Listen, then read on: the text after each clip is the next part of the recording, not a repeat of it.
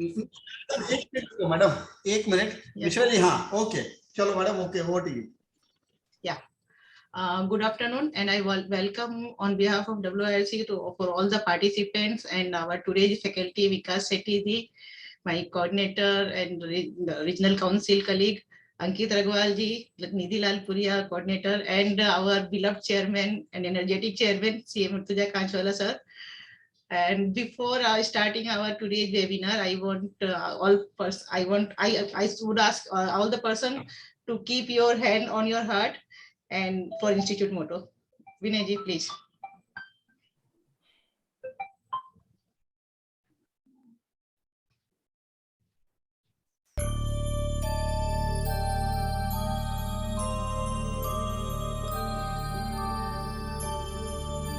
य एष सुप्तेषु जाग्रति, य एष सुप्तेषु जाग्रति,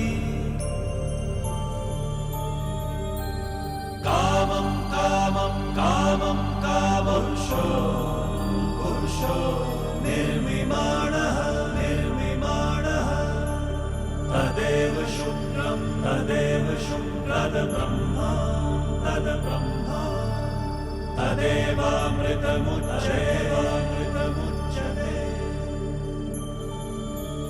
तस्मिन् लोकः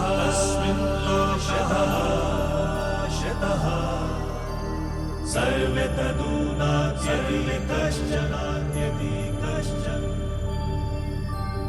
एतद्द्वैता एतद्द्वैता एतद्द्वैता एतद्द्वैता एतद्द्वैता एतद्द्वैता.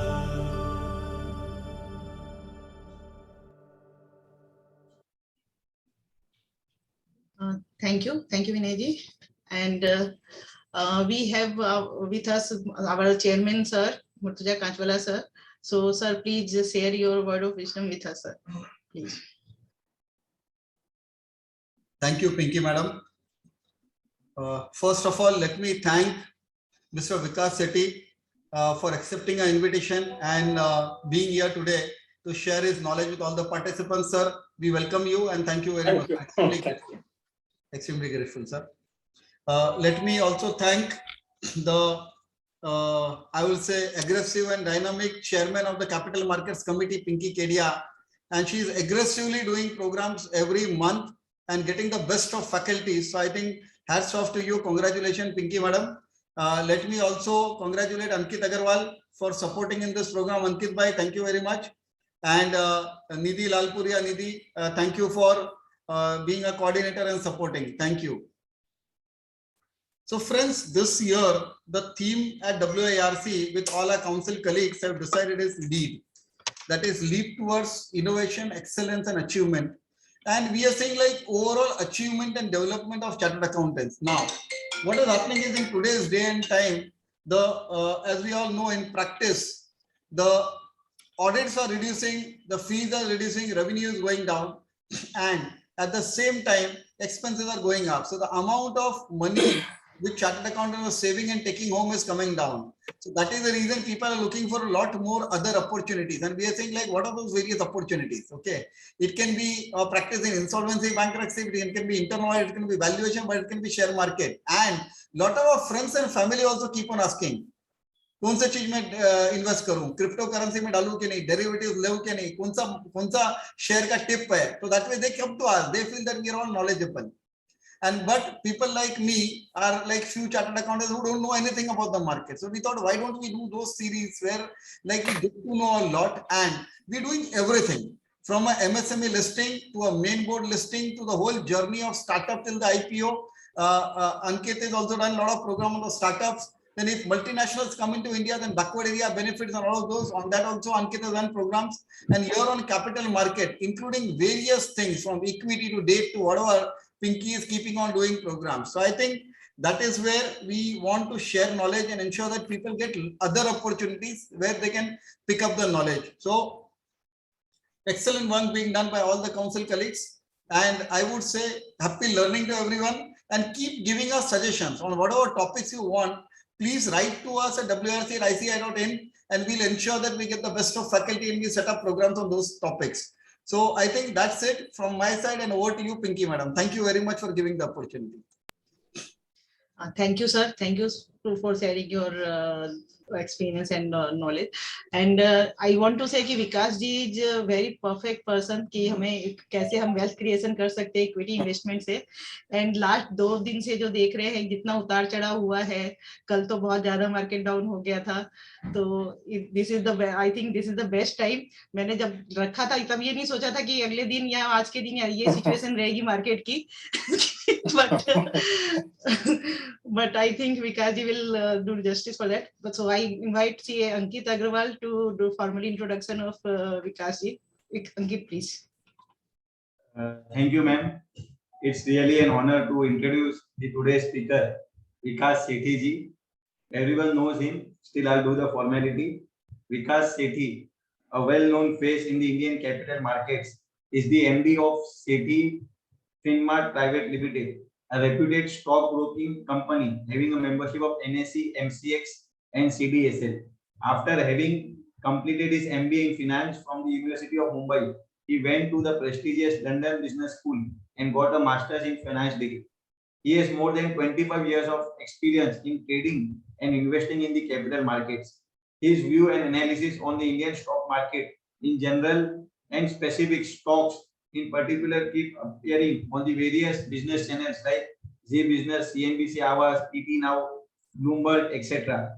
He is widely respected and followed by general investors for his unbiased and expert advice on the investment in Indian equities.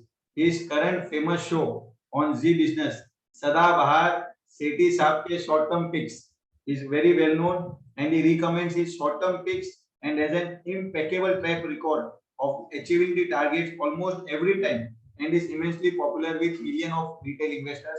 Thank you very much, sir, for accepting our request, and we are very fortunate to have you amongst us. Thank you very much, sir.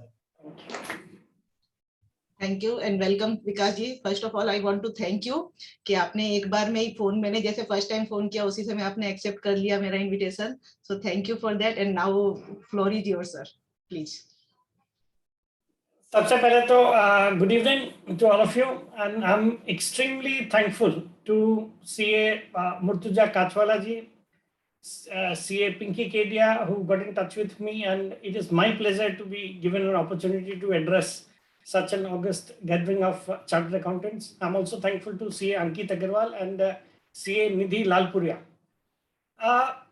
As far as when Pinky called me, she came through a reference saying that I've got to address CA a group of chartered accountants regarding any topic on capital market. So what came to my mind was, which is my forte also, is wealth creation through equity investment. So I'm going to be talking about that. So my today's this call would be more like a presentation of my experience in the market. I've been trading and investing in this market since last more than 25 years. So I'll be sharing my experience with real life examples. And I think that should be doing a good deed for people who are already into this market, because I know you people can read balance sheets much better than I can. So that's not an issue with you. And I'm not going into the details of how to read a balance sheet and things like that, which I'm sure, and I know for sure that you can do it much, much better than I can do. But the things which, or the qualities which one should have while making investments in the market are very important to be able to create wealth in this market. It's all a matter of emotions, although financials do play a very important role, but then there are lots of other things which one should be keeping in mind while investing in this market to be able to create long-term wealth. So what I plan to do is I'll run you through a presentation, a slideshow, and we'll elaborate on them. And then when I finish, I think we can have a question answer session, because I'm sure most of you would already be there in the markets, and most of you would have a lot of queries as far as these markets are concerned. I was hearing Pinky just talking a while ago that the markets have crashed in the last 2 days. And so I'm sure a lot of you would have a lot of queries. And let me see how much justice I can do to your questions. So I'll just share my presentation and then if the audience is comfortable with Hindi, I'll use a mix of both Hindi and English.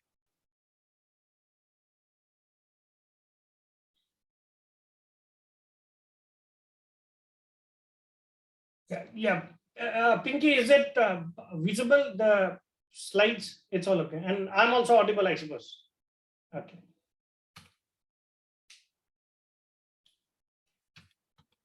What's happening? It's not going. Just a sec. Right. So my first slide says investment education begins when you invest, and it does not help you anyways in classrooms, not in how to get rich books, not in newsletters, not on WhatsApp groups, not through social media, not in stock discussion forums. So the first thing which you need to do is start investing. And the earlier you do it, the better it is. I'll come to that later on, because when I talk about the benefits of compounding, it's the eighth wonder, which we say, compounding, which I'm sure all of you know. And the earlier you start, the better it is. This is what markets are. We all know Usain Bolt. He won 8 gold medals in 3 Olympics. But for winning those 8 gold medals, he only ran for less than 2 minutes on the track. But for those 2 minutes, he had to train for 20 long years. So this is the kind of time frame which you should be having in mind when you want to create huge wealth from these markets. Investment or investments in equity markets pay off only in the long run.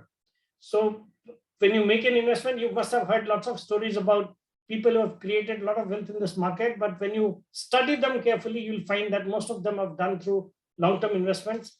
And that's how even Warren Buffett or our own Rakesh Jhunjhunwala would have done it. Not investing in equity is more risky than investing in it. Remember, you need to beat the inflation and retain your purchasing power. Then tiny drops of water make the mighty ocean. Invest regularly, invest for long term, and you can create huge wealth. This is what we all know, but it's very difficult to follow. So first thing is, those of you who do not invest in the markets, thinking it to be a place where normally people come to speculate, it is not so. You should start, if you have not already done, you should start investing in the equity markets, because in my opinion, this is the best asset class if you want to beat inflation. And you can see the history or the track record of all other asset class over the last, say, 20 years, 25 years, 50 years, as far as you can as you can go. And you'll find that investment in equities is the best asset class from a returns point of view. And this is the only asset class where you can beat inflation. So start investing, even if the sum which you invest is tiny, it would grow into a big amount when you do it regularly. Okay, why do people come to stock markets? They normally think it is a place to gamble, to speculate, or to get rich quick. Normally, the notion about coming to the stock markets is this. You'll find a lot of people talking about it. It's a place where you make a lot of money, but it's not so. Here, wealth gets transferred from the impatient to the patient. मतलब जो trade करते हैं या ज़्यादा speculate करते हैं, उनके पास से the wealth gets transferred to people who patiently wait, having made investments in good quality companies, and give it time, stay there for the long haul, and they are the ones who make money in this market. Okay, you learn the power of compounding not by reading about it in articles, blogs, books, and Excel spreadsheets. You experience the magic of compounding by owning great businesses that enjoy high returns on capital and holding them for decades. So this is what I've been talking about. First, compounding is the 8th wonder, and you enjoy the benefits of compounding by investing in equities, owning great businesses. And one of the criteria to select your businesses would be the businesses which generate high return on capital, much more than your cost of capital. And when you hold on to such kind of companies, and I'll come when I get into the details of it, how to identify good quality companies where you can invest, I'll talk about this. So I'll just run through this. Okay, compounding at a moderate but steady rate of return. over a long period of time is vastly superior to merely generating sharp outperformance for a year or two. Meaning, there are people who make money, like if people would have made money in the last 2 years, everybody would have done it, because we've seen post-COVID markets have done exceedingly well. I've not seen such kind of a market in my last 25, 30 years of experience in this market. So people who would have come in post-COVID, they would have made good returns over the last 2 years. But the more important thing is, it's not the high returns which you make over a period of say 1 year or 2 years. Your returns could be small. They could be even 12, 13, 14%. But if you can do it consistently over a long period of time, you will be able to create a lot of wealth. I'm sure most of us have heard about Warren Buffett. He is one of the richest persons in the planet today. He must be among the top 5 today. And that too also because he's done a lot of charity. But if you look at the kind of returns which he has generated, his CAGR would not be more than 15%. But still he has made such a big amount of wealth because he has been consistently doing this over the last 50 or more than 50 years. So this is the kind of thing which you should be looking at, rather than just earning say 100% in a year and then not doing anything or not earning anything. So your returns should be steady and consistent. It could be reasonable return, but then the effect of compounding would play and you would be able to create wealth. Compounding is backloaded. It works well only over a longer period of time. There is no substitute for time in compounding. That's what I've been saying. Okay, this is the famous quote of the legendary investor Warren Buffett. It says, be fearful when others are greedy and be greedy when others are fearful. So this quote is self-explanatory, but everybody knows it, but it's very difficult to practice, because when the markets crash, when there is panic all around, then when it is the time to buy, people normally sell. And that happens more because people are normally leveraged and they need to take care of their commitments, or they need to pay their dues or the mark-to-market losses which they bear. So normally it always happens that people do the reverse of what this says. And that's the reason why 95% of the people do not make money in this market. It's only the 5% who practice these kind of things make money in the market. So what it says is, when there is panic all around, when people are not willing to look at the markets, when things look really bad, like post-COVID, the way the markets had crashed, it was looking as if the world is going to come to an end. Companies would shut down, and people thought that the Nifty, which had fallen from say 12,000, 13,000 levels to 7,000 levels, would come down to 2,000 levels. But we all knew this pandemic had to end in the next, say, it ended earlier than expected, but it could have taken time. It could have taken 2 years, 3 years, but it did not take that much time. And we saw a very smart recovery in the market. So what people did was, rather than buying into that panic, people had to sell. People sold. And that's the kind of mistakes which we keep doing and which we should not be doing.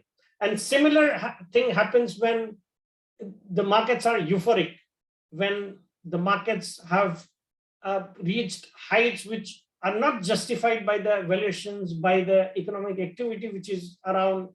So there are times when such types of thing happens, which if you want to look at a real life example, it happened in 2008 when everybody was gung-ho about the markets, and all of a sudden we were hit by that subprime crisis and the markets crashed. So during euphoria, you shouldn't be buying. Rather than that, or instead you should be selling. So this is one most important thing which you should always have in mind when you invest in this market from a long-term point of view. Okay, in stock markets, these 4 conditions are permanent. First is everyday fluctuations. the markets keep fluctuating. Today also we saw a huge fluctuations in our markets. For those of you who saw today's markets or who followed today's markets must have seen we opened up more than 200 points on the Nifty and finally closed, I think, negative or flat. So this is the kind of volatility or fluctuations which keep going in this market. So that's a part and parcel of the market. Then there would be short-term corrections, which we always keep seeing. All of a sudden, like day before yesterday, there was no hint of anything like a rate hike by RBI. But the RBI governor did it unexpectedly yesterday afternoon, and the markets corrected. So these are the kind of things which would keep happening in this market. And there would be crashes also in the market, like you never know when would, like Russia invading Ukraine came out of the blue, and post that we had seen a crash sort of a situation in the markets. Then we saw a really, really lethal crash in our markets during the spread of COVID-19. So these are the kind of things which would keep happening. And the fourth thing which happens is long-term recovery and compounding. And finally, the investor who stays the course through conditions 1, 2, 3 will reap the best rewards. The first three conditions are part and parcel of the market. If you had properly studied a company, properly done your research, I'll come to that. How do you do that? I mean, gist of that. So if you've done that, and you shouldn't be panicking at these three conditions. Stay there for the long haul, provided you've invested in the right kind of companies, you've done your study, you've done your research, the management is good, there are no corporate governance issues, and then just leave it like that. I've seen lots of stocks which I myself would have bought at some price. It would have come down by 50%, 60% over the next, say, 3 months also. But if you are convinced about your idea, in the next 3 years, I've seen them becoming 20x, 30x also. So these are the kind of returns which you can generate, provided you are in right kind of companies, because market related factors would always play their role. And the stock, however good it could be, like during COVID-19, we've seen stocks like TCS, Infosys, Reliance, State Bank, ICICI Bank, or metal companies like Tata Steel, Vedanta, Hindalco, come down to levels which would be not even 25% of their replacement cost. So if you believed in those companies, if you believed that the world is not going to come to an end, this pandemic would go away, there was no better time to buy into these kind of stocks than that. But we could not capitalize on that opportunity. So these are the kind of opportunities which one should be looking at and making full use of it. Yeah, okay. Most forgotten investment principles when you invest in stocks. Okay, first is you become a part owner in a business. So that's all. You being all chartered accountants, you are aware that when you're a shareholder of a company, you're a part owner of that company in the proportion in which you own the shares of that company. A lower price is better than higher price. In any other asset class, we always consider this. But when it comes to investing in stocks, we forget this. If you had bought it at a higher price and when the stock comes down, you start panicking and you start booking losses. So these are the kind of things which happens. But if you, again, the same thing, if you're convinced about the idea, if you're convinced about the company, then a lower price gives you an opportunity to add to your investments. So try doing that. But the only thing is you should be sure about, or you should have done your homework, done your research, studied the company, and then do it. Volatility is not risk, it's your friend. That's what it is. The more volatile a stock is, you'll get better opportunities. Just sit on the sidelines and look for opportunities to buy into that stock as and when it comes down because of the volatility. Then more activity does not equate to higher returns. That's only good for people like us. We are stockbrokers. So the more activity you do, the better it is for us.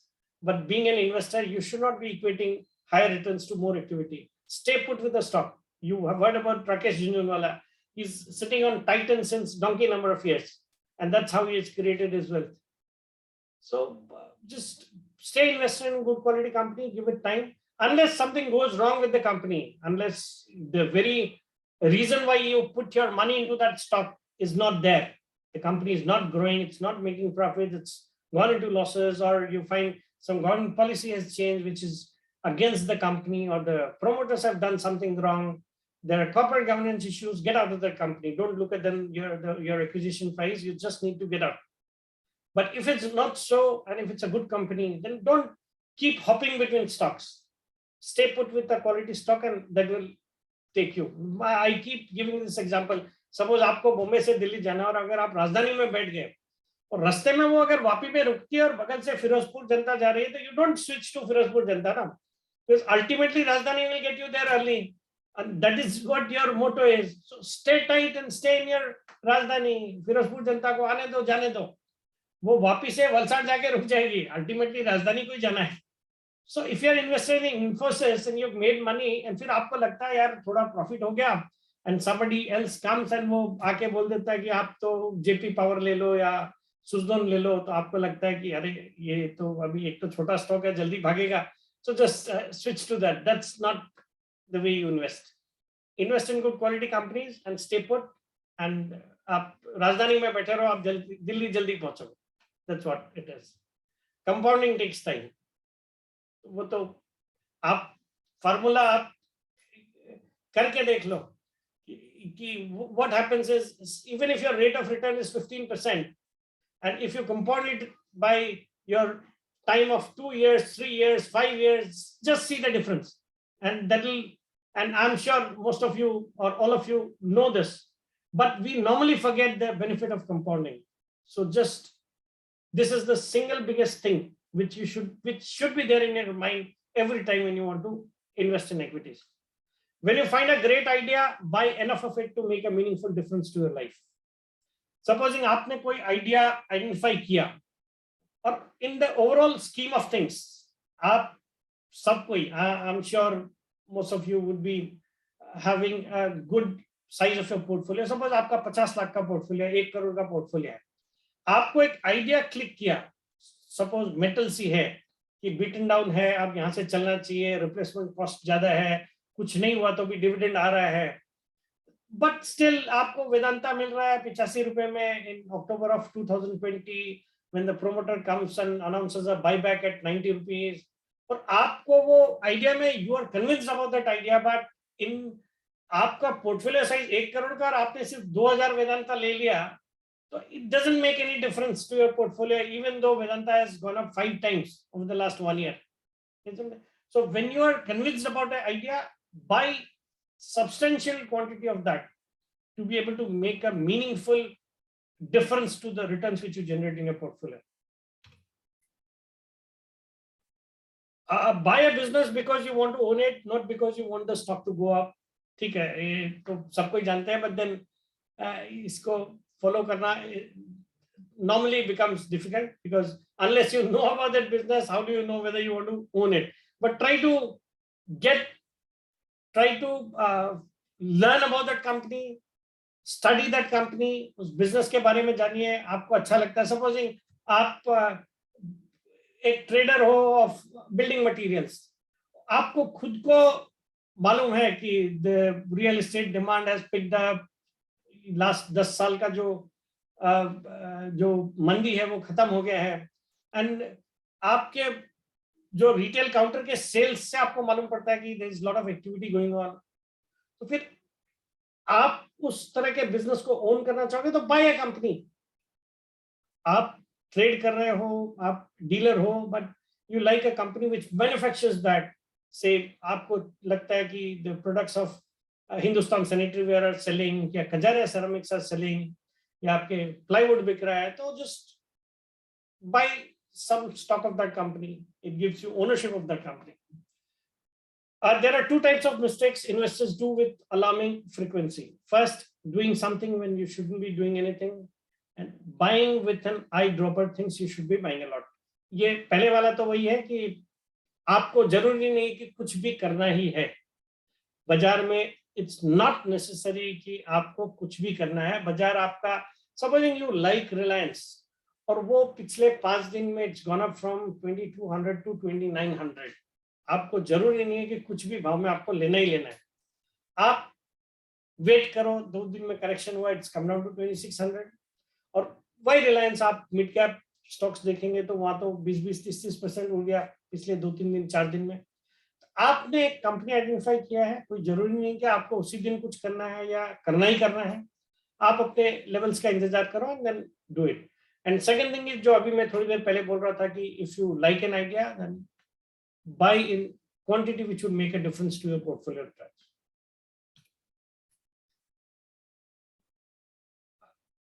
Debt-ridden companies are like a flag.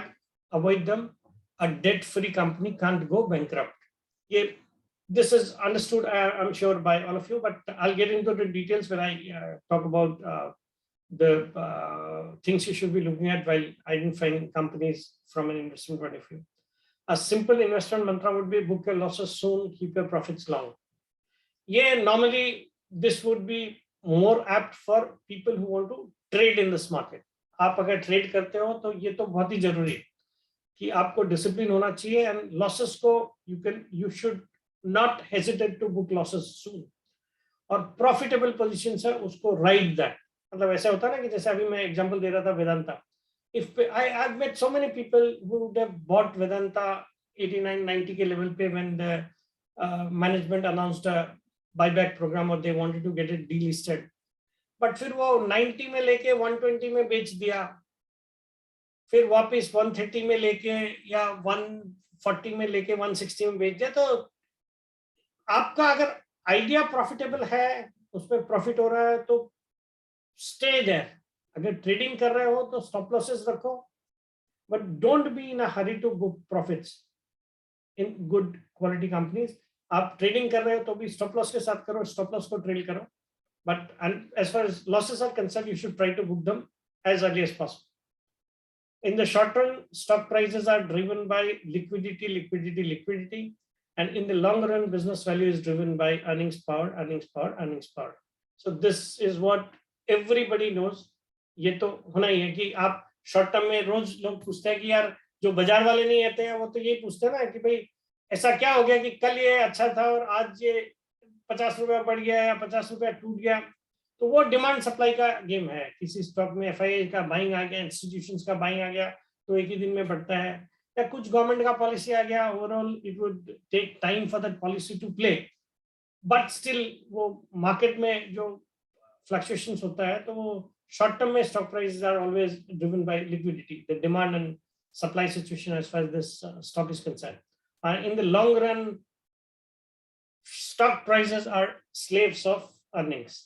अगर earnings company का होगा तो prices cannot remain subdued. वो बढ़ना ही बढ़ना होगा unless कि वो earnings से forced है. वो तो कई कंपनियों में होता है, वो छोड़ दीजिए. वो तो आप you are in a better position to identify whether वो दिखाया गया है कि actual में है. Like company making huge profits and not paying any dividend clearly shows कि कुछ तो problem है. Neither are you expanding, आपका capital का requirement नहीं है, but you are not parting it with your or sharing it with your shareholders. So that's also one thing. Meaning, I'm just giving you one clue, but then there are lots of things which you could look at. तो अगर earnings है proper company में और earnings में growth है, तो there somewhere it would be reflected in the stock price. So as I always say, stock prices are slaves of earnings. Okay.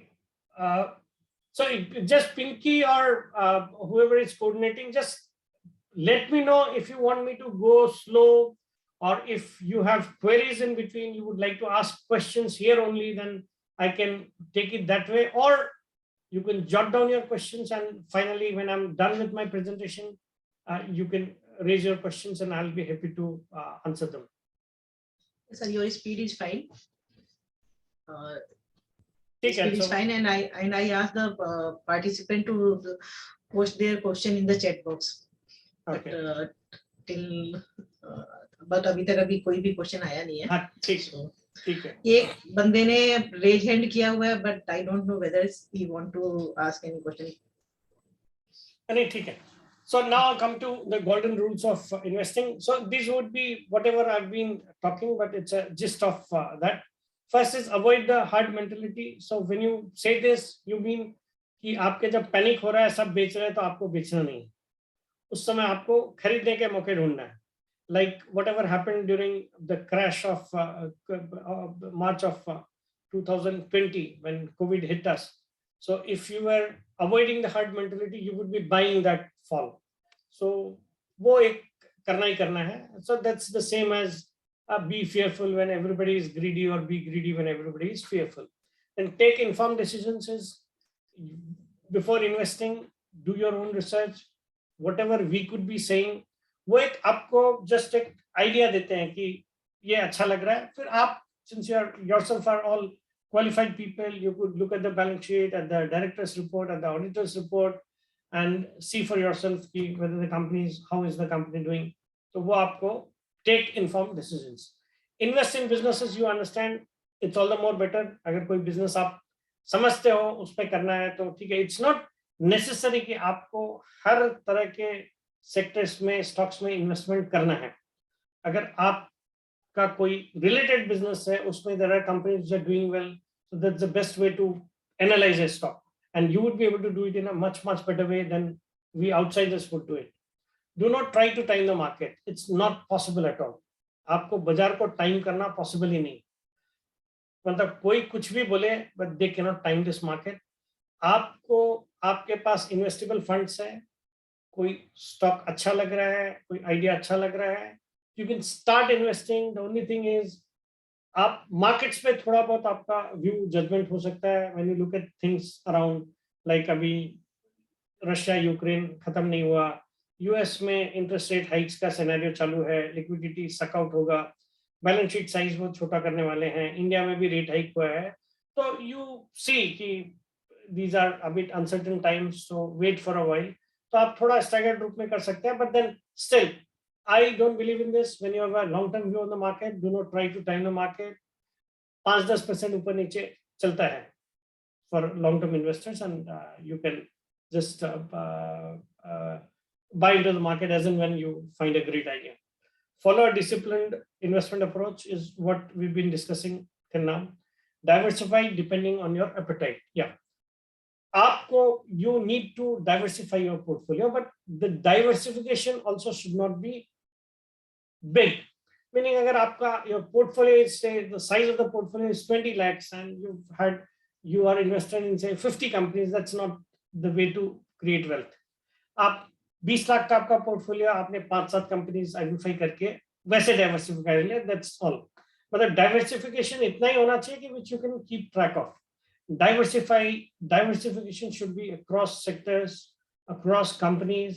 ऐसे करके, so normally what happens is we could also be wrong. आपने किसी company को analyze किया on the basis of the information which is available there in the public domain, but you don't know what's going on inside the company, and that company goes bust.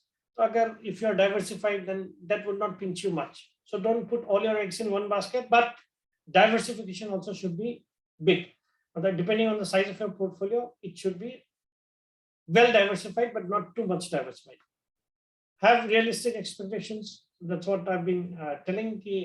In this market, come to earn 15-18% per year. Do not come to double your money overnight, double your money in a month. वो होता नहीं है, कभी कभार हो जाता है, but then it's not possible to do it consistently.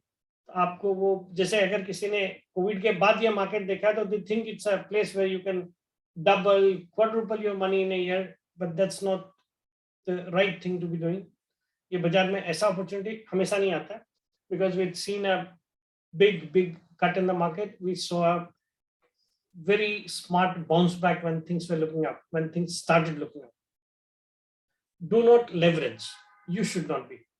इस बाजार में leverage से दूर रहना है. Do not. मेरा तो यही मानना है कि for retail investors उनको F&O भी नहीं करना चाहिए. Futures and options, which I'm sure you must be aware of, और borrowed funds से इस market में investment नहीं करना. It has to be done from your savings, because timing करना market को possible नहीं है. आप बोलोगे मेरे पास किसी से borrow किया and invest कर दिया, you never know when will that stock perform. So it doesn't make sense. Secondly, aapka funds are, you need it say 3 months down the line and you're invested in the market.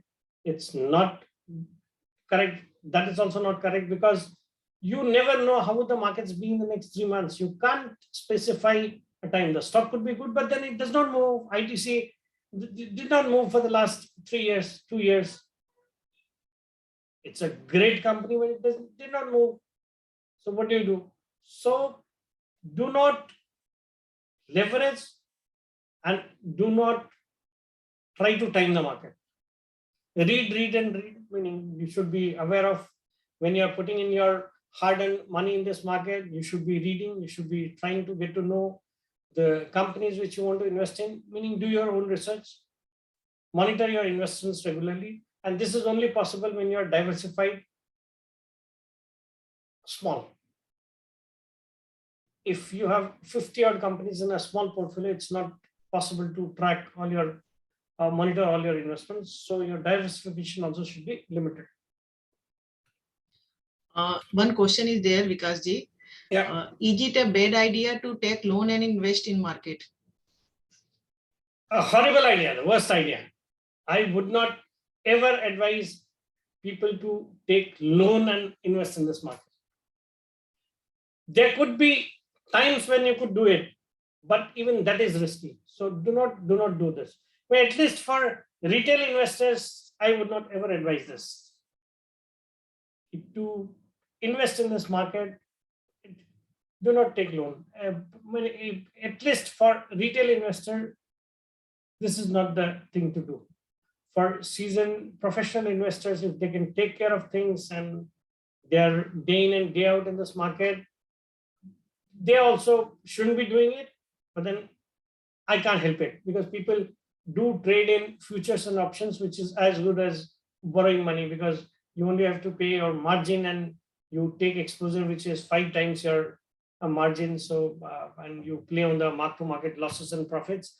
But I'm yet to find people, meaning the people who succeed doing that is a very small portion of people who are there in the market. So I would strictly advise people not to be borrowing money to invest in this market or trade in this market. That's a horrible idea. Right?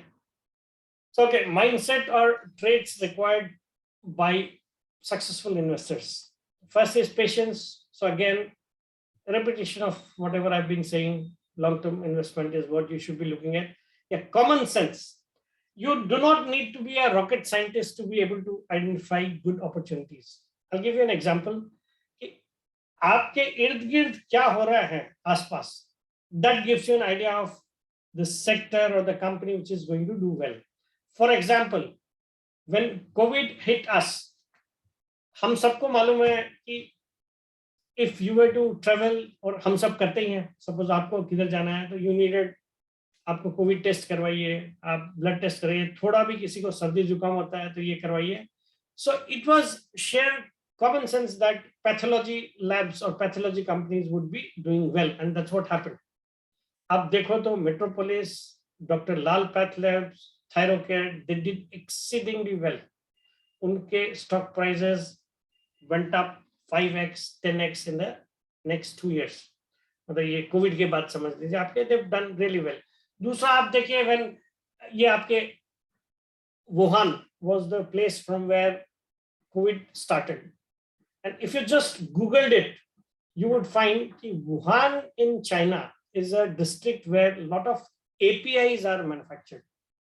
It's an area where active pharma ingredients needed by pharma industry are produced. So जब Wuhan में lockdown हो गया, Covid वहां से शुरू हुआ, तो ये एक कॉमन सेंस है कि then you should look for companies which are in APIs in India. And this is how it came to my mind, which is the largest company into APIs in India, and it was Divi's Lab. Us din it was quoting at 1,400 rupees, and from there just see the kind of returns which it has generated. So as I can give you hundreds or tens of examples. कि आपको आपके आसपास, like you saw a lot of उस समय किस type का business, pharma companies were doing well because people were stocking up on medicines. आपके कुछ भी, आपको क्वार्टरली रिजल्ट सभी फार्मा कंपनीज के अच्छे आने लगे because suppose I have diabetes and I was worried कि लॉकडाउन में ये मेडिसिन मिलेगा नहीं मिलेगा, तो सबने जो आप एक पत्ता खरीदते थे वो 5-5 पत्ता घर पे स्ट्रिप्स रखने लगे थे. एंटीबायोटिक्स आपको स्टॉक करना है, पैरासिटामोल आपको स्टॉक करना है. तो फिर वो pharma companies which are into all these, कि पैरासिटामोल का जो फार्मा कंपनीज है like the likes of Solara pharma और IL chemicals, they did well और उनका प्राइस देखे. फिर चाइना बंद हो गया, या फिर internationally there was lot of pressure on companies from Europe and US who were dependent on China for sourcing their requirements. तो उनको फिर they had to look for alternate avenues to buy their products. So the best place would be, say, in addition to other countries, India was also one of the place they were looking at. So यहाँ पे the companies which were into contract manufacturing, they did tremendously well over the next 2 years. Like a Dixon Technologies, like an Amber Enterprises. अब देखो they were into contract manufacturing और कहाँ से कहाँ पहुँच गए. So आप just keep your minds open and look at things which are happening around. आप जो housewives है या जो आपके spouses है आपके, आप देखते हो बाजार में जाते हैं and you see कि these are the kind of things which they are getting, या हो रहा है, या अब ज़्यादा आ रहे हैं, या लोग अब ऑनलाइन फूड ज्यादा ऑर्डर कर रहे हैं, तो Jubilant food works does well. So ये आपको common sense also has to be applied, और उसमें फाइनेंशियल्स तो अपनी जगह इंपॉर्टेंट ही है, but these things also work very well. If DMart is doing well, that you get to know when you visit the store of DMart. Financials तो आपको बताते ही है, but DMart would create wealth. You can get to know when you visit the store of DMart and see the kind of crowd which is there. आपको line लगा के payment करना पड़ता है, and the quality of the stuff which they sell, the price at which they sell. So it was a no-brainer that DMart would do well. आप इस तरह से you need to identify ideas. अभी like what we keep telling our clients, our investors is we should look at opportunities in the electric vehicle segment, because we all know कि 10 years down the line आज जो 2% भी electric vehicles road पे नहीं दिखते, वो 20%, 25%, 50% हो जाएंगे. In some countries it be 100%. In country like India time लगेगा, बट देन 25-30% हो गए, तो it's a big jump for companies who are into electric vehicles. Charging infrastructure लगने वाले हैं, तो these are the kind of things जो आप आपके आसपास देखते हो, तो you get to know. So just look for those kind of ideas. Tolerance for pain. So this, I told you that you like a company and it goes down by 50% because of the market conditions. Russia, Ukraine हो गया, क्या करोगे? It's not in your hands. But if you like the company, if the management is good, you'll bounce back. तो वो जो pain है उसको tolerate करना है, and ये सब आप borrowed funds के साथ नहीं कर सकते. उस समय आपको फिर बहुत प्रॉब्लम हो जाएगी. तो फिर अपना savings which you don't need for long term, आप उनको इन्वेस्ट करो एंड बी प्रिपेयर्ड. कि आपने कभी ऐसा नहीं होता कि आपने इन्फोसिस भी लिया और वो नीचे आपके भाव के नीचे नहीं रहे. जिस दिन लेते हो उसके बाद तो नीचे जाना ही है, और वही होता है बेचने में. आप बेचते हो उसके बाद वो बढ़ता ही है, ये होगा ही होगा. You can't ever predict the bottom, NOR can you predict the top. आपको जिस भाव पे लिया, आपका कन्विक्शन है, तो बी पेशेंट, एंड वो जो पेन होगा उसको टॉलरेट करने का आपको होना पड़ेगा patience. Have an open mind. Supposing कोई आइडिया आपका गलत हो गया, don't get stuck. You could be wrong, I could be wrong. मैंने कोई कंपनी में इन्वेस्ट किया एंड उसमें फिर मुझे बाद में मालूम पड़ा. Accept your mistakes and get out of it. कुछ मतलब बहुत रिजिड होके इस मार्केट में नहीं बैठ सकते. Persistence, humility, doing independent research, willingness to admit mistakes, and ignore general panic. I've talked about all of these earlier. तो ये सब आपको ध्यान रखना है. Now, how do we identify good stocks?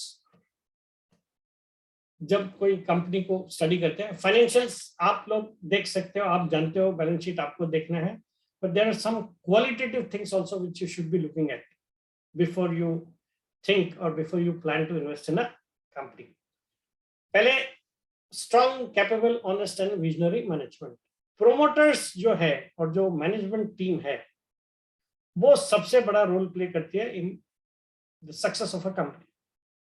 तो आपको जो उस कंपनी के प्रोमोटर्स या जो भी उसकी मैनेजमेंट टीम है, जो सीईओ है, बाकी भी जो टीम है, that should be strong, honest, visionary. So when you invest in a company, you are making them work for you. So you would always like to keep your money with people who can do justice to it, who are hardworking, who are honest, who will share wealth with you. So promoters become very important. The management team becomes very important. तो उसको देखना है. Competitive advantage. The company should have competitive advantage. मतलब कोई ऐसा business या कोई ऐसा company जिसमें उनके पास हटके है कुछ. And it's not that there is a strong entry barrier which is good for a company because हर कोई आ नहीं सकता, तो they'll continue to do well.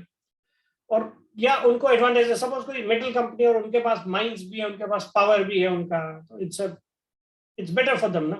They can always protect their margins because for people who have to source. Say आज कोल का crisis है, तो जो metal companies के पास कोल नहीं है, या पावर का क्राइसिस है, जिनके पास पावर नहीं है, उनको दिक्कत हो रहा है.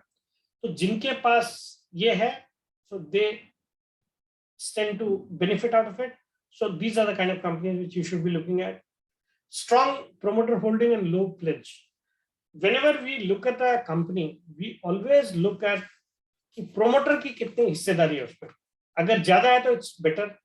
जैसे सेबी का रिक्वायरमेंट है कि it cannot be more than 75%, but आपको कई कंपनीज में मिल जाएंगे कि 75% के आसपास ही है, 60% है. बट कोई कंपनी है जिसके प्रोमोटर के पास सिर्फ 10% है, तो वो थोड़ा कन्विक्शन कम होता है.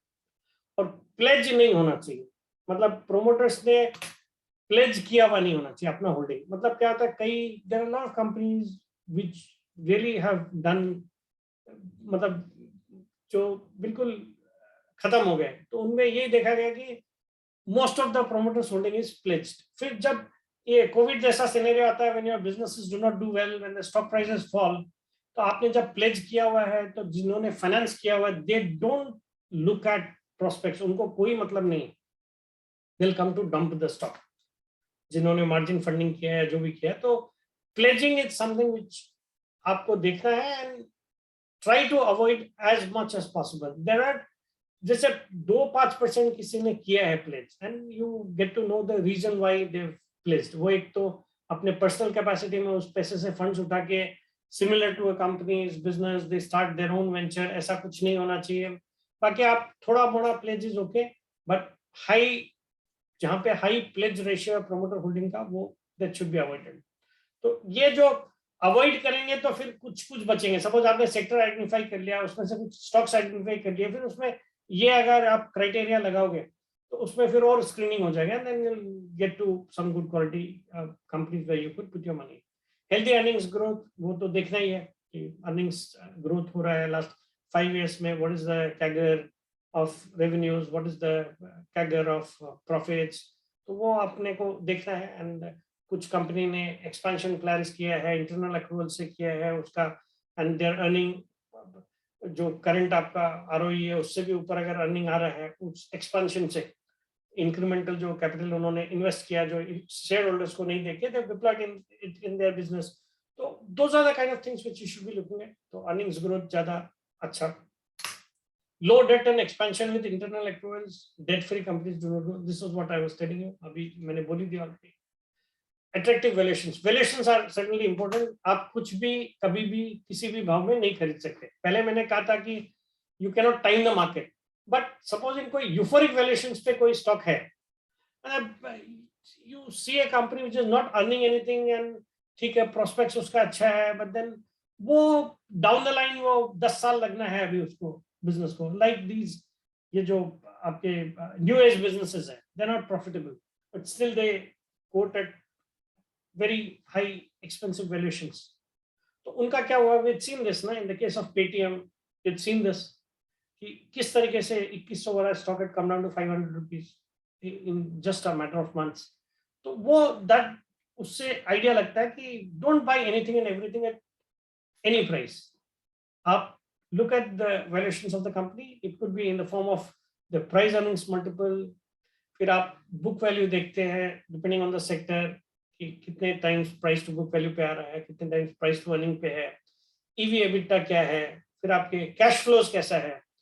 Cash flows is a very good indicator of how the company is. They can not fool you, मतलब बाकी चीजों में तो हो सकता है प्रॉफिट है, कैश फ्लोज नहीं है, that also is a thing to look at which should be worrisome. फिर return ratios should be high, that's always your, at least they should be at least higher than your cost of capital.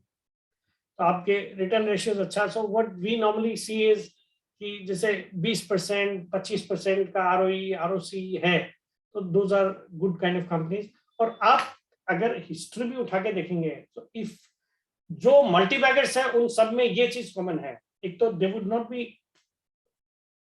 Dated, they would not be huge debt in those companies, their return ratios are very good.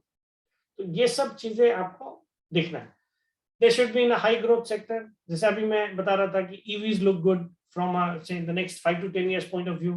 It's a sector which could have very high growth because आपने mobile telephony देखा 10 years back or 15-20 years back. Where was it? We were at a nascent stage. India में hardly mobile होता था. And over the next 10 years it exploded as every individual in the country has a mobile phone. किसी किसी के पास तो दो है. तो वो जो पीरियड था of that high growth, तो वो period had to be caught. अब तो we are almost saturated, but उस पीरियड में तो similarly there are lot of sectors which are at a nascent stage right now. और तो वहां पे अगर growth opportunities, if you can find that, good. So look for sectors which where you see high growth potential. Positive cash flows, I was talking about it. Share holder friendly dividend policy, dividend पे भी देखना है. As I was telling you, company करती है बहुत ज्यादा profit में, dividend ही नहीं देती है. वाई? या तो नंबर्स में कुछ जगलरी है, अगर उनको, because dividend is actually the cash which goes out. Unless you have cash with you, how do you पे डिविडेंड? तो वो एक अच्छा इंडिकेटर होता है. तो all good companies would give you dividends. तो अच्छा dividend policy of a company is an indicator of the quality of that company. Good corporate governance and ethical business practices, ये बहुत important है. Whenever you look at a company where there are no corporate governance issues. मतलब आप, you all being chartered accountants, आप लोगों को ज्यादा मालूम होता है. Suppose inter-party transactions, related party transactions है, group companies को funds दिया, promoters ने कुछ तरीके से किया, तो मतलब वो जो चीजें हैं, those have to be looked at. वो single most important thing है इस overall scheme of things में. This is the most important thing which you should be looking at. ये qualitative है, but then ये आपको चाहे ऑडिटर्स रिपोर्ट में मिले, चाहे बैलेंस शीट देख के मिले, एनुअल रिपोर्ट देख के मिले, बट ये देखना ही है. जिस कंपनी में इस तरह के होते हैं, उसको बाजार भी whenever it gets to know about a company who has done this, they hammer it like anything. वो स्टॉक की बैंड बजती होते हैं. अगर ऐसा होता है सीएफओ रिजाइन कर रहा है, जल्दी रिजाइन कर रहे हैं, तो क्यों रिजाइन कर रहा है वो भी जरूरी होता है. तो अभी जैसे गवर्नमेंट के रेगुलेशंस टाइट होते हैं और उसके बाद ऑडिटर्स बोलते हैं हम इसका ऑडिट नहीं करेंगे, तो वो आपको पता, उससे जगना पड़ेगा कि भाई कुछ तो प्रॉब्लम है. ये सब छोटी छोटी चीजें, बट वो देखनी पड़ती है. Future growth potential, cyclical upturns, ये है ही है. Cyclical upturns would be the best case, would be the case of metals. पिछले 5 साल में कुछ नहीं हुआ. Every metal company was hugely debt ridden, और अभी 1 साल के अंदर लॉटरी लग गई है सबको. ये साइकिल पूरा ही अप ट्रेंड में आ गया. प्रोडक्शन कम हुआ हो, डिमांड बढ़ गई हो, और अब तो मुझे लगता है जिस तरीके से यूक्रेन और रशिया की लड़ाई के बाद यूक्रेन तबाह हो गया, तो उसको भी बनना है. मेटल्स के बिना वो बनने वाला नहीं है. वहाँ इंफ्रास्ट्रक्चर वापिस एक देर समय, जब भी ये वॉर तो खत्म हो गई, तो जिस दिन यूक्रेन को बनाना है, तो इतना बड़ा कंट्री का आज इंफ्रास्ट्रक्चर बनने में, it can not be done without metals. Russia को भी कुछ तो डैमेज हुआ है, तो वहां पे बनना है. फिर US is talking about $1 trillion dollar investment in infrastructure. India में इंफ्रास्ट्रक्चर ऐसे ही 20 साल तक बनते रहेंगे तो भी कंप्लीट नहीं होने वाला है, तो हमारे यहाँ इंफ्रास्ट्रक्चर का कोई कमी है नहीं। China also wants to stimulate its economy by announcing some big infrastructure spend. तो मेटल्स में I see a secular bull run for the next 5 years at least, if not more. और जितने मेटल कंपनीज हैं in the next 2 to 3 quarters they will all be debt free.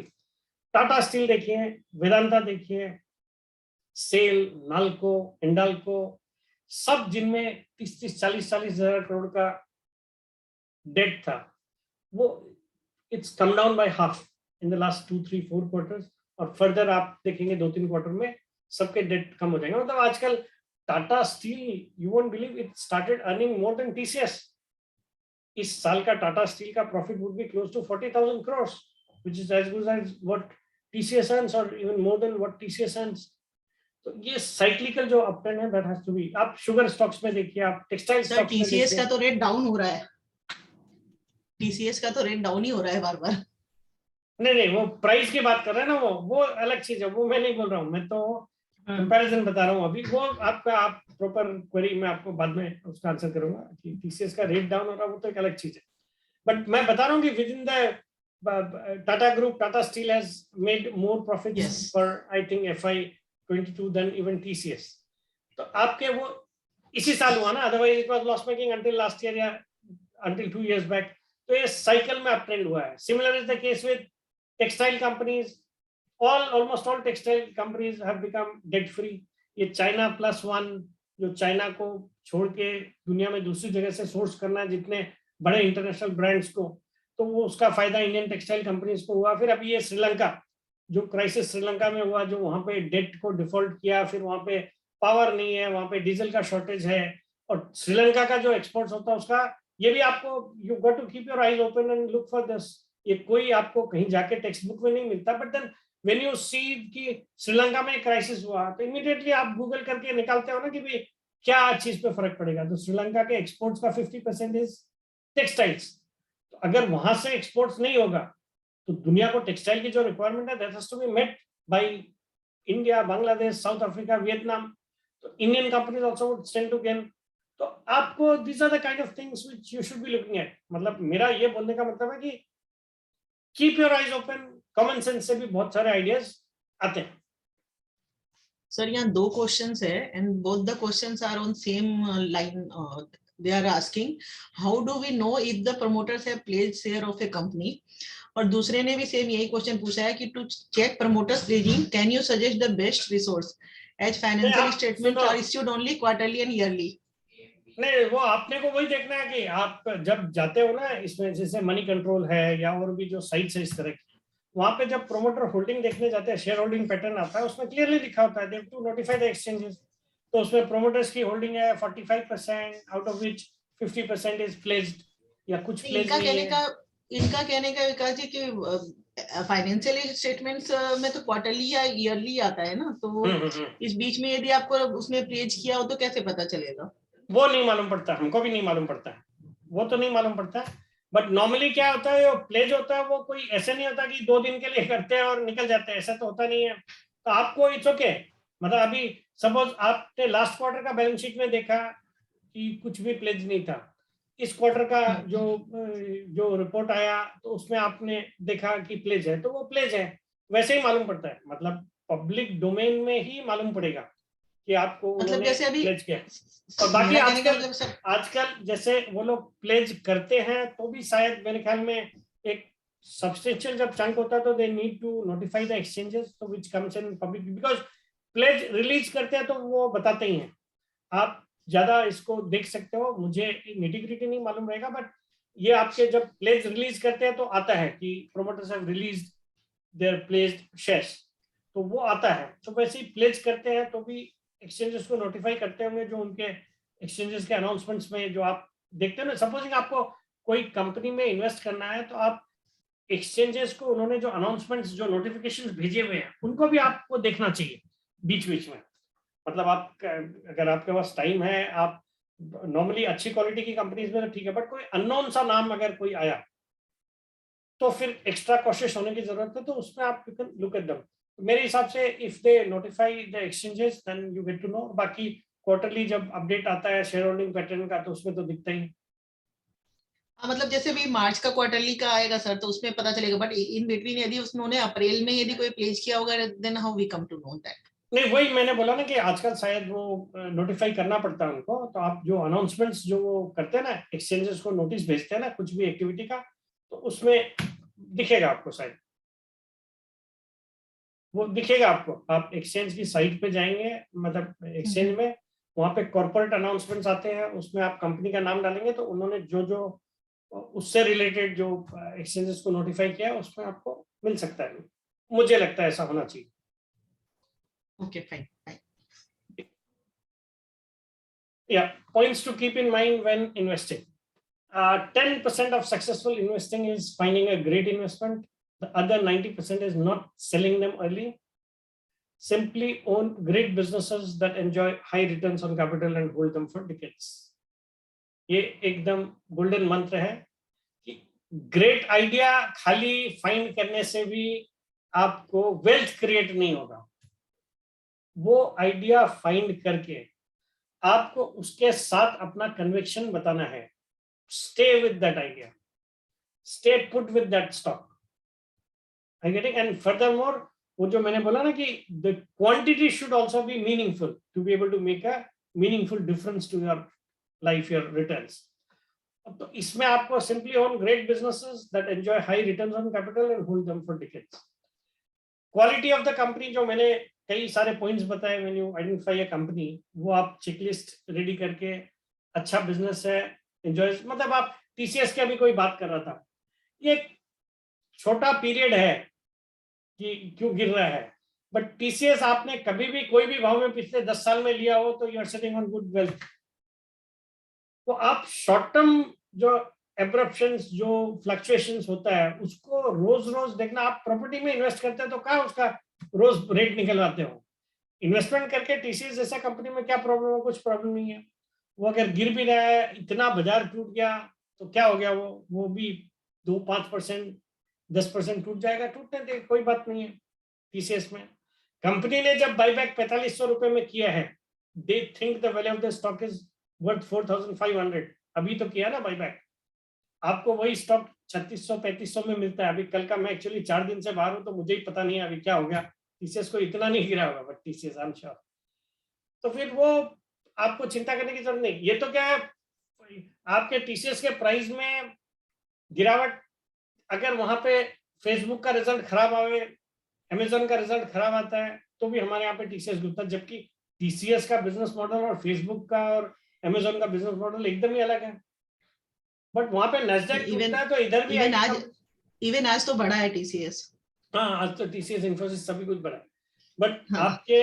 आप वहां पे Nasdaq टूटता है तो अपने कंपनीज पे भी कभी इंपैक्ट आता है, तो बट उनका बिजनेस सिमिलर है ही नहीं। तो बाजार में इस तरह के अपॉर्चुनिटीज आते हैं, और plus company like TCS, if you are invested in it, तो फिर आप ये जो 2-5% का fall in line with correction in the market. अभी एफआईआईस को अगर इंडिया बेचना है तो आप क्या सोचते हो, उनके पास सुजलोन होगा बेचने के लिए? नहीं हो सकता ना। उनके पास जेपी पावर होगा? नहीं होगा। उनके पास छोटे मार्केट कैप वाले स्टॉक नहीं होंगे। उनको अगर इंडिया बेचना है कि तो उनको क्या बेचना होगा? उनको टीसीएस ही बेचना होगा ना, कि आपको उनके पास टीसीएस है और टीसीएस से, लेकिन लिक्विडिटी भी है कि आप बेचोगे तो भी 20-25 रुपए के नीचे में आपको 500 करोड़ का माल भी बिक जाएगा, 1000 करोड़ भी बिक जाएगा।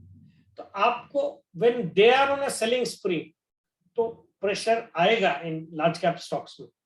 तो वही है, तो वो आपका अगर लॉन्ग टर्म व्यू है तो आपको तो it's an opportunity to buy into TCS. फिर आपको लगता है कि और टूट सकता है तो थोड़ा स्टैगर्ड कर लो, मतलब आपको अगर 500 शेयर खरीदने हैं तो 100 शेयर कल खरीद लो, 200 शेयर कल के पैनिक में खरीद लेना था, ऐसे करके करो, और फिर देखो आपको 3 महीने 6 महीने में रिजल्ट आ जाएगा। ऐसा कुछ नहीं है। तो don't worry if you are invested in a stock like TCS, जो अभी थोड़ी देर पहले किसी ने बोला टीसीएस गिरते ही जा रहा है, क्या करें? The earlier you sell your losers, the sooner you would get back on the path of compounding. ये तो हम बोलते हैं कि आपको लॉस मेकिंग आइडियाज को, बट होता क्या है ये मैं बताता हूँ. होता क्या है, हमारा पोर्टफोलियो जब हम देखते हैं ना ईयर एंड पे, तो मार्च में जाके पोर्टफोलियो बनता है. जो जो आइडियाज आपके खराब थे ड्यूरिंग द ईयर, जहां पे लॉस हो रहा था वो स्टॉक आपने रख लिए, और जहां पे प्रॉफिट हो रहा था उनमें थोड़ा थोड़ा प्रॉफिट करके बुक कर लिया.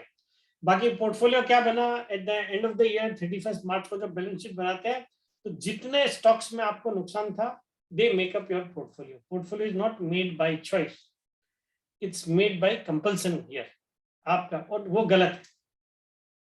करना आपको उल्टा है. जो गलत आइडियाज है, जिसमें ज्यादा लॉस हो रहा है और लग रहा है कि वो आपने गलती कर दी, उनको एडमिट करके निकल जाए. Book your losses. The two biggest investing mistakes are panic buying and panic selling. ये तो है. आपने मार्च 2020 में क्या किया? पैनिक सेलिंग कर दिया. जब पैनिक हुआ, जिसने सेल किया, लॉस बुक कर दिया, वो रो ही रहे हैं, आज तक रो रहे हैं.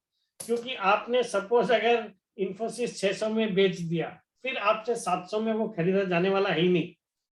हालांकि वो बाद में 1700 हो गया, लेकिन आपका तो 600 से 700 होने के बाद भी आप नहीं खरीद सकते. तो पैनिक के टाइम पे बाइंग और पैनिक सेलिंग करना ये गलत है. आपको पैनिक बाइंग नहीं करना, पैनिक सेलिंग नहीं करना. मतलब पैनिक बाइंग मतलब यूफोरिया के टाइम पे बाइंग कर लिया, पैनिक की टाइम पे जब डिस्ट्रेस है तब सेल कर दिया. इस तरह का काम नहीं करना. Give it time, let the market settle. आपके आइडिया को आप सोचो, विचारो कि भाई कहाँ गलत है, नहीं है. If the markets bounce back, your companies would still continue to do well, they would also bounce back. Sir, one question is on valuation. Why there is huge difference in valuation of companies which are earning almost same profit? Example, Navin Florin versus IG Petrochem. Navin has 18K crore market cap and IGPL has 2K crore market cap, while both are earning almost 60 crore to 70 crore quarterly. देखिए, ये तो बहुत बड़ा difference है. वैसे दोनों ही company अच्छी है, जो दोनों ही मुझे पसंद है, ठीक है. बट कई बार ऐसा होता है ना, एक तो देखिए नवीन फ्लोरिन एफएलओ का स्टॉक है, लिक्विडिटी ज्यादा है, तो वहां पे बड़े इन्वेस्टर्स का इंटरेस्ट होता है, तो वो भी एक कारण होता है. और दूसरा, future prospects, quality of management. मतलब आप सिर्फ फाइनेंशियल्स जो नंबर्स है वो आप लोग बहुत अच्छे से देख सकते हैं, बट खाली नंबर्स से भी नहीं होता है. आपको quality of the company, quality of the management, quality of the business, the quality of the earnings. मतलब आप एक कोई कंपनी की अर्निंग्स बहुत वोलेटाइल है, ठीक है. इस साल 60 करोड़ कर लिया, अगले साल हो सकता है लॉस भी हो जाए. मतलब एचईजी है, ग्रेफाइट इंडिया है, होता है ना इनका कि भाई एक साल ये, तो उनको आज इस साल अगर प्रॉफिट अच्छा हो, उसके ऊपर आप बोलोगे. आप देखो ना, आप कि एक एफएमसीजी कंपनी है, वो 50 करोड़ कमाती है, you give it a price earnings multiple of 50 times, 60 times, because उनके अर्निंग्स में कंसिस्टेंसी है, ब्रांड है, रोजमर्रा की चीजें है, बिकती है, तो उनको जो वैल्यूएशन मिलता है वो वैल्यूएशन आप एक मेटल कंपनी को नहीं दे सकते, बिकॉज मेटल कंपनीज का सिक्लिकल है. आप टाटा स्टील के प्रॉफिट और टाटा स्टील टीसीएस का प्रॉफिट, अभी अभी मैंने एग्जांपल दिया, profits of Tata steel are higher than profits of TCS. दोनों का मार्केट कैप मिलाइए आप. टाटा स्टील का market cap is less than 2 lakh crore. 2 lakh crore का भी मार्केट कैप नहीं है टाटा स्टील का.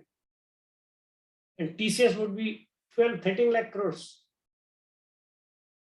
वो quality of earnings, consistency of earnings, consistently. ये तो प्रॉफिट अभी ठीक है, शुगर कंपनीज है, ठीक हो गया, गवर्नमेंट पॉलिसी चेंज होता है, इस साल तो बहुत बम्पर प्रॉफिट होगा, लेकिन अगले साल कुछ चेंजेस हो गया, शुगर कैन नहीं हुआ, अनसर्टेनिटी है, तो क्या करेंगे? उनका प्रॉफिट्स कम होगा, तो उनको मल्टीपल क्या मिलेगा? 10 का मल्टीपल बहुत हो गया, उनको आप 50 का मल्टीपल नहीं देते ना. अब ये नवीन फ्लोरिन क्या प्रोडक्ट बनाता है उसको देखना पड़ेगा. बाकी थोड़ा बहुत, चूंकि दोनों, अब IG Petro, if I'm not mistaken, ये कुछ थिलिक एनहाइड्राइड करके एक प्रोडक्ट बनाती है, थिलिक एनहाइड्राइड, PAN, पैन करके इनको बोलते हैं, और there are only 2 companies in the country which do it, एक ये और एक थिरुमलाई केमिकल्स. बट इसमें prices depend on lot of things, commodity है तो आपके पास प्राइसिंग पावर नहीं है, हो सकता है कुछ डिफरेंस होगा. We need to have a look at it specifically. But ये जो कंपनीज के प्रॉफिट्स ये है और इस तरह का वैल्यूएशन मिलता है, वो अलग सेक्टर्स में तो अलग होना ही है, उसमें तो कोई डाउट ही नहीं है. मतलब एक शुगर स्टॉक का प्रॉफिट और एक IT स्टॉक का प्रॉफिट, FMCG स्टॉक का प्रॉफिट, सेम टाइप का वैल्यूएशन नहीं मिल सकता. But with in IT also आप देखेंगे तो TCS का वैल्यूएशन और माइंट्री का वैल्यूएशन और HCL टेक का वैल्यूएशन में फर्क होता है. तो वो क्वालिटी ऑफ मैनेजमेंट, साइज कितना बड़ा है. आप एक छोटा साइज का कंपनी है तो बोलते हैं ना, एक हाथी है तो हाथी तो दौड़ेगा तो भी धीरे धीरे दौड़ेगा, वो हाथी बन गया. TCS है, वो ग्रोथ भी करेगा तो इस बेस पे कितना ग्रोथ करेगा. और एक घोड़ा होता है तो वो तो बहुत स्पीड से भाग सकता है. तो एक छोटा साइज का क्वालिटी IT कंपनी है तो दे विल ग्रो फास्टर. तो वो सब भी देख के फिर वैल्यूएशन में डिफरेंस होता है. सर, जिन्होंने ये क्वेश्चन पूछा था ना, वही बता रहे हैं कि both companies are considered as commodity chemicals producing. नहीं, वही दोनों मैंने बोला same line of business है. नवीन फ्लोरिन, वही मैंने बोला सेम सेक्टर में है, बट इनका एक ही प्रोडक्ट होगा, उनका कुछ ज्यादा होगा, देखना पड़ेगा. बाकी नवीन फ्लोरिन तो it's been a darling of our markets and there are lot of companies like Deepak nitrite, like और नाम मेरे को ध्यान नहीं आ रहा है, आरती, विनती ऑर्गेनिक्स. तो उन सब का वैल्यूएशन सब ज्यादा है. But IGPL why trades at such low PE, will need to have a look at it. थोड़ा मैनेजमेंट का क्वालिटी भी देखना पड़ता है, तो क्या है वो देखना पड़ेगा. बट उसका और थिरुमलाई केमिकल का आपस में कंपैरिजन करना पड़ेगा, दोनों सिमिलर उसमें है केमिकल्स में.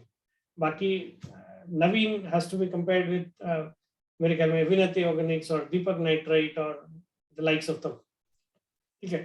The investors think they have to make money in the stock markets to survive. It's just the reverse actually. You have to first survive to make money in the stock markets.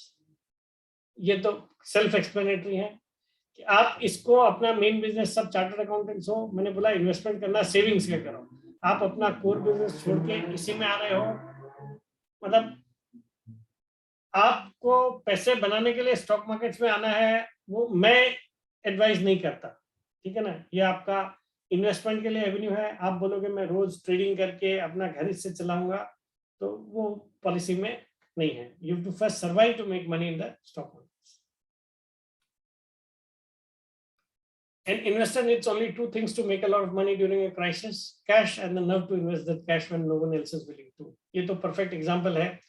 March of 2020, when COVID hit us, it was a crisis. People had thought the world would come to an end. अगर आपके पास cash है और आपके पास वो nerve है to invest that cash, तो you are laughing your way to the bank ना. 2 साल में तो काया ही पलट गया बाजार का. Real big money is made by owning a handful of companies that compound business intrinsic value over decades, not so much from occasional one-time closure of gap between prices. ये मैंने पहले समझा दिया है कि आप एक साल 100% रिटर्न बना लो, उससे आपका वेल्थ क्रिएट नहीं होता है. आपको कंसिस्टेंटली रिटर्न्स जनरेट करना and enjoy the benefit of compounding. Identify good business, जो भी आपके क्वालिटी चेक्स है वो करके, और फिर you invest in companies. I think we should be somewhere around the end of the presentation. Just a second. If you are right Sir, about a business. Sir, one more question is there. IT sectors, will it keep outperforming? मैं तो bullish हूँ. India has an advantage when we talk about IT. We've got good quality companies, and when US grows or the world grows, our IT companies tend to benefit. अभी उनके दिक्कत आ रही है थोड़ी, एक तो एट्रिशन की प्रॉब्लम है, और जो वेज कॉस्ट है, आज इंटरनेशनली जो लोग नहीं मिल रहे.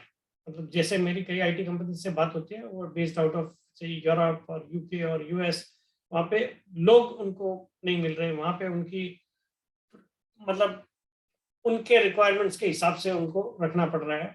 तो एक टेम्पररी फेज है. एट्रिशन रेट ज्यादा है, बट एट्रिशन भी क्या है, वो एट्रिशन सब हम टीवी वाले भी न्यूज चैनल्स पे दिखाते हैं, 40,000 छोड़ के गए, बट सामने ये भी बताना चाहिए ना कि 1 लाख नए आए हैं.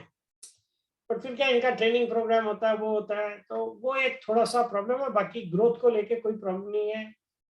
The world is going digital, और जो ये हमारे आईटी कंपनीज है, they are good quality, rock solid companies. Balance sheet की क्वालिटी में तो कोई दो बात ही नहीं है। और सब हर 2 साल में every IT company has announced a buyback.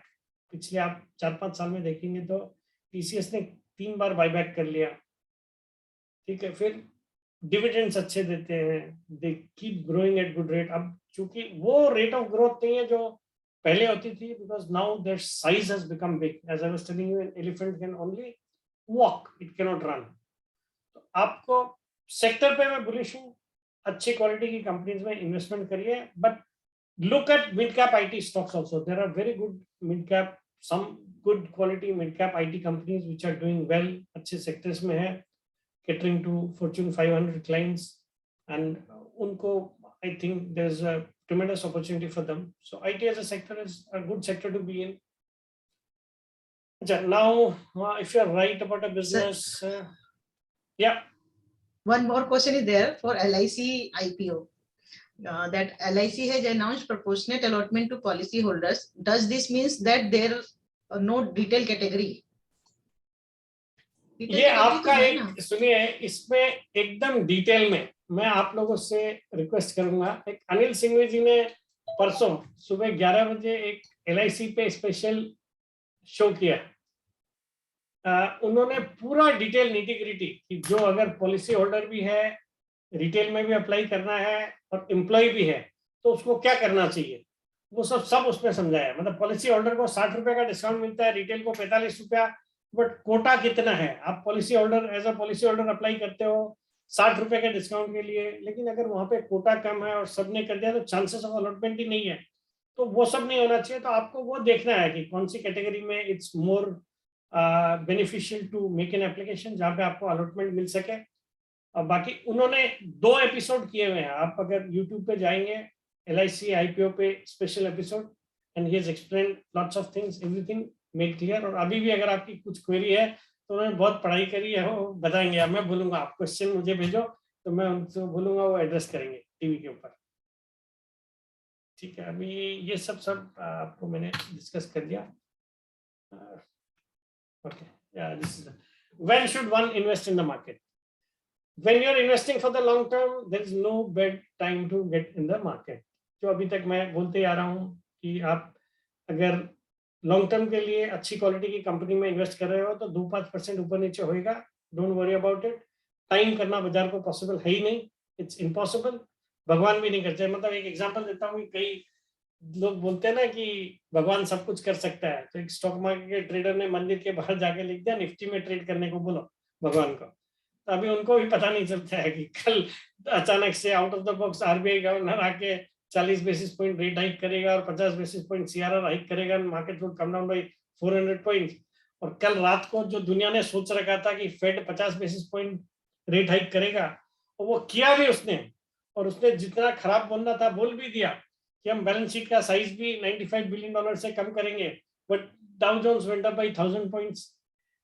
अभी इस बाजार को आप कैसे क्या बोलोगे शॉर्ट टर्म में, कुछ नहीं बोल सकते। क्या आप, ये नॉर्मल बात है ना कि आप रिजल्ट्स देखते हो, कोई भी आपको सुबह उठ के लगता है क्या फैंटास्टिक रिजल्ट्स आए।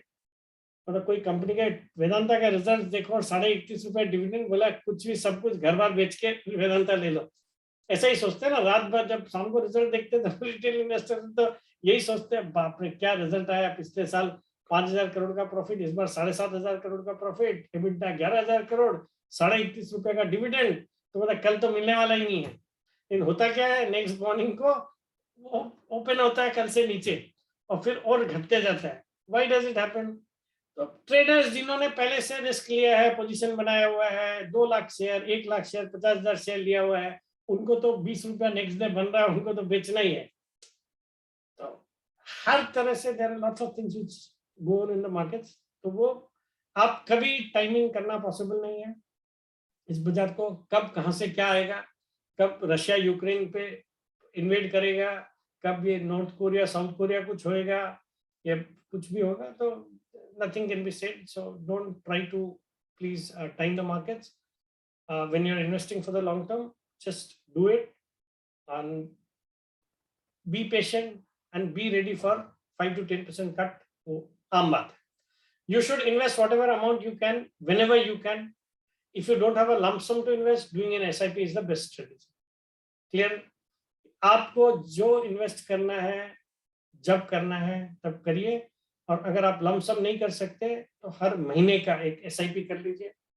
If you can't study, if you do not have time to do your own research, do it through investments in mutual funds.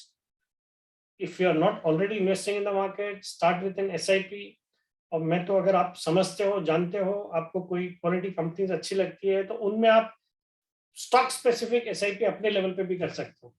तो आपको अगर TCS पे भरोसा है, रिलायंस पे भरोसा, ICICI बैंक पे, HDFC बैंक पे, HDFC पे है, तो आप ये 4-5 स्टॉक का बंडल हर महीना, बोला मुझे 5 तारीख को भले 1000 रुपए का एक स्टॉक लेना हो, 5000 का एक स्टॉक लेना हो, try doing an SIP, stay put, 5 साल दो, 10 साल दो, एंड सी द रिजल्ट्स.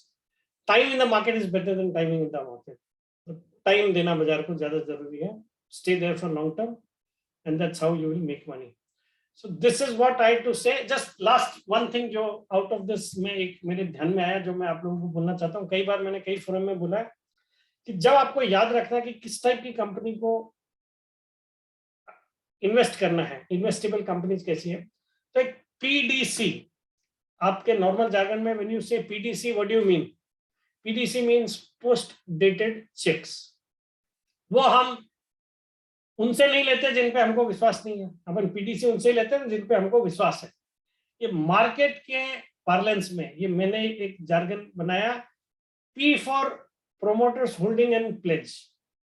आप उस कंपनी जिसमें प्रोमोटर्स का प्लेज बहुत ज्यादा है उसको अवॉइड करिए, क्योंकि वो फाइनेंशियल्स कब बेचते हैं और कब क्या प्रॉब्लम होएगा वो आपके कंट्रोल में नहीं रहेगा. तो प्रोमोटर्स प्लेज वाली कंपनी को अवॉइड करिए, तो काफी काम आपका हल्का हो जाएगा. कि जहां पे प्रोमोटर्स ने अपनी होल्डिंग 80%, 70% प्लेज की हुई है, तो avoid those company.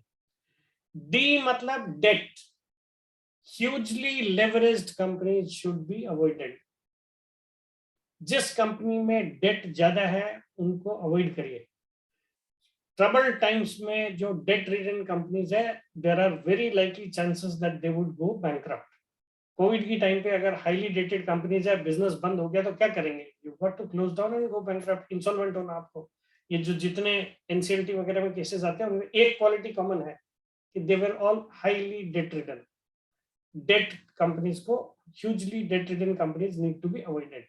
And see the most important thing which I have been telling you, corporate governance के इश्यूज नहीं होने चाहिए कोई भी कंपनी में.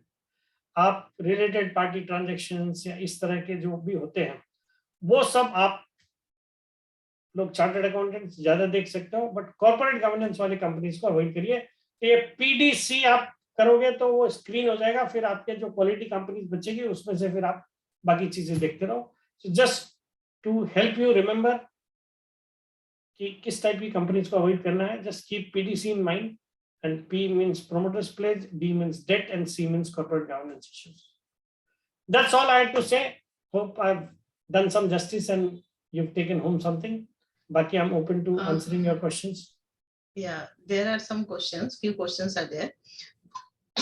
For stock that are listed on both BSE and NSE, where should one invest? नहीं, आजकल तो कोई फर्क ही नहीं होता, आप कहीं से भी खरीद लो, बट लिक्विडिटी NSE में ज्यादा है तो आप दोनों में प्राइस देखिए. बात तो एक ही है, मतलब आपके अगर रिलायंस आपको लेना है, BSE NSE दोनों में ट्रेड होता है, तो अगर आपको, एक तो प्राइस में कोई डिफरेंस नहीं होता आजकल, बिकॉज वो इंटर एक्सचेंज डिलीवरी वगैरह सेटलमेंट होता है आजकल, तो वैसे तो प्राइस में कोई डिफरेंस नहीं होता है. बट आपको नॉर्मली भी प्राइस NSE में एक्सपेक्टेशन है कि ज्यादा अच्छा होगा, बिकॉज लिक्विडिटी वहां पे ज्यादा है. जो आप टर्नओवर देखेंगे तो BSE का टर्नओवर बहुत ही कम है कंपेयर टू NSE के टर्नओवर, तो आपको NSE में ज्यादा मिलेगा, बट आप उसी समय इंस्टेंटली आप चेक कर सकते हो कि NSE में सस्ता है कि BSE में है, and buy it anywhere, it's the same thing, कोई फर्क नहीं पड़ता. Point to keep in mind to select good IPO company. Good IPO. ये तो आपको एक तो रिसर्च करना पड़ेगा कि आप जब कंपनी आ रही है तो क्या उनका बिजनेस मॉडल है, एक तो फंड्स किस लिए जुटा रही है वो भी जरूरी है। कई बार क्या होता है, फंड्स प्रोमोटर्स को अपना माल हल्का करने के लिए होता है कि उनके पास होल्डिंग ज्यादा है सेबी का रेगुलेशंस के हिसाब से, या फिर प्राइवेट इक्विटी प्लेयर्स को एग्जिट होना है, बिजनेस कुछ उससे कंपनी में पैसा नहीं आना है, उनको निकलना है, ये सब देखना है। बाकी देखिए जो फाइनेंशियल्स है वो तो देखना ही है। फिर फाइनेंशियल्स क्या, आपको वैल्यूएशन कंपेयर करना ही है। अगर सिमिलर बिजनेस वाली कंपनी ऑलरेडी लिस्टेड है तो वैल्यूएशन किस वैल्यूएशन पे आ रहा है, कुछ उन्होंने छोड़ा है नहीं छोड़ा है। तो LIC का IPO आ रहा है तो आपके बाजार में HDFC स्टैंडर्ड लाइफ लिस्टेड है, SBI लाइफ लिस्टेड है, ICICI प्रू लाइफ लिस्टेड है। अब आप वैल्यूएशन के पैरामीटर्स पे देखते हो तो LIC is coming at a huge discount to the valuations which they are getting. मतलब हम पहले सोच रहे थे कि 13-14 लाख करोड़ के वैल्यूएशन पे LIC का IPO आएगा, अभी आ रहा है 6 लाख करोड़ के वैल्यूएशन पे, तो सस्ता है। तो अब बाजार के कंडीशंस खराब होंगे। आप मैंने आज बोल दिया, कल आप अप्लाई करो, पैसा नहीं बना तो मुझे गाली मत देना। बाजार का कंडीशन तो जरूरी है, बट आई एम श्योर कि at this kind of a valuation अगर आप लॉन्ग टर्म के लिए LIC के साथ रहोगे तो you will make money. But इसमें खाली यही प्रॉब्लम है, LIC में इतना ज्यादा मजा नहीं आएगा बिकॉज डाइल्यूशन एक्सपेक्टेड, हमेशा वो तलवार लटकी रहेगी। गवर्नमेंट ने अभी 3.5% ही डाइल्यूट किया है, उनके खुद के लिए भी अप्लाई होता है कि ग्रेजुअली उनको 75% पे अपना होल्डिंग लेके आना। जैसे कोल इंडिया में क्या होता है, बिजनेस बहुत अच्छा है, आप अभी कोई आपके ऑडियंस में पूछा कि प्रॉफिट ये है और वैल्यूएशन नहीं है, तो आप कोल इंडिया को देख लीजिए ना, डिविडेंड यील्ड ही कितना अच्छा है, बट वो वैल्यू बिकॉज तलवार लटकी है, थोड़ा सा भाव बढ़ता है, गवर्नमेंट को अपना फिस्कल डेफिसिट को मेंटेन करना है, तो डाइवेस्टमेंट करना है, तो पहला चीज उनके दिमाग में आता है 20 रुपया कोल इंडिया बढ़ गया दो, तो 5,000 करोड़ का OFS है। तो वो जब सबको मालूम है, अब वही LIC में भी वही थोड़ा, हालांकि मैनेजमेंट ने, उनके मर्चेंट बैंकर ने उनको एडवाइस किया होगा, तो उन्होंने ऑन रिकॉर्ड आके बोला है कि अगले 1 साल तक हम और कुछ डाइल्यूट नहीं करेंगे। क्यों बोलने की जरूरत पड़ी, इसीलिए जरूरत पड़ी कि रिटेल इन्वेस्टर तो नहीं देखता है, बट जो हम बड़े इन्वेस्टर या इंस्टीट्यूशन से बोलेंगे अरे अभी ले लेंगे, ये तो बढ़ने वाला नहीं है ना, थोड़ा बढ़ेगा तो गवर्नमेंट आ जाएगी, बोलेंगे हमको तो और देना है। एक्चुअली सर रिटेल इन्वेस्टर को तो ये चीज समझ ही नहीं आएगी ना, आपने अभी बताया तो हमें वो चीज समझ आ रही, नहीं तो बाकी लोगों को कहाँ ये चीज समझ में आनी थी। हाँ वो तो आप बुलाओगे तो मैं वापस आ जाऊंगा, जितनी बार समझाना उतनी बार समझा दूंगा। So next question is, according to you, how many scripts should one select in a particular sector once identified, and of what size to ensure risk spread out? ये मैंने बोला, इट्स अ सब्जेक्टिव थिंग। आपका portfolio का size कितना है, आपका अगर 10 लाख का पोर्टफोलियो है, आपका 10 करोड़ का पोर्टफोलियो, आपका 5 लाख का है, 50 लाख का है, तो उसके हिसाब से आपको देखना है। बाकी देखो सेक्टर के अंदर अगर सपोज आपका एक बड़ा पोर्टफोलियो है और आपको suppose chemicals as a sector अच्छा लग रहा है, या IT अच्छा लग रहा है, या फार्मा अच्छा लग रहा है, टेक्सटाइल्स अच्छा लग रहा है, तो मेरे हिसाब से वो depending on the size of your portfolio, but 2-3 quality companies रखेंगे तो ठीक है। That's how I would go, but it's a subjective thing.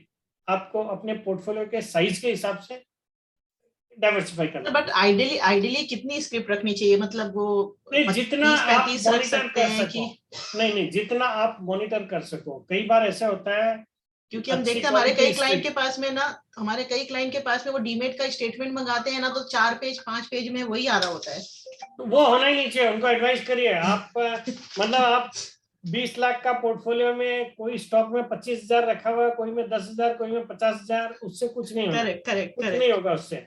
आपको 10 में पैसा आएगा, 10 में लगेगा, और पैसा किसमें आया जिसमें आपने खाली 25,000 डाल के रखा था, लॉस किसमें लग रहा है जिसमें 3 लाख रुपए का इन्वेस्टमेंट है, तो वो मजा नहीं आएगा।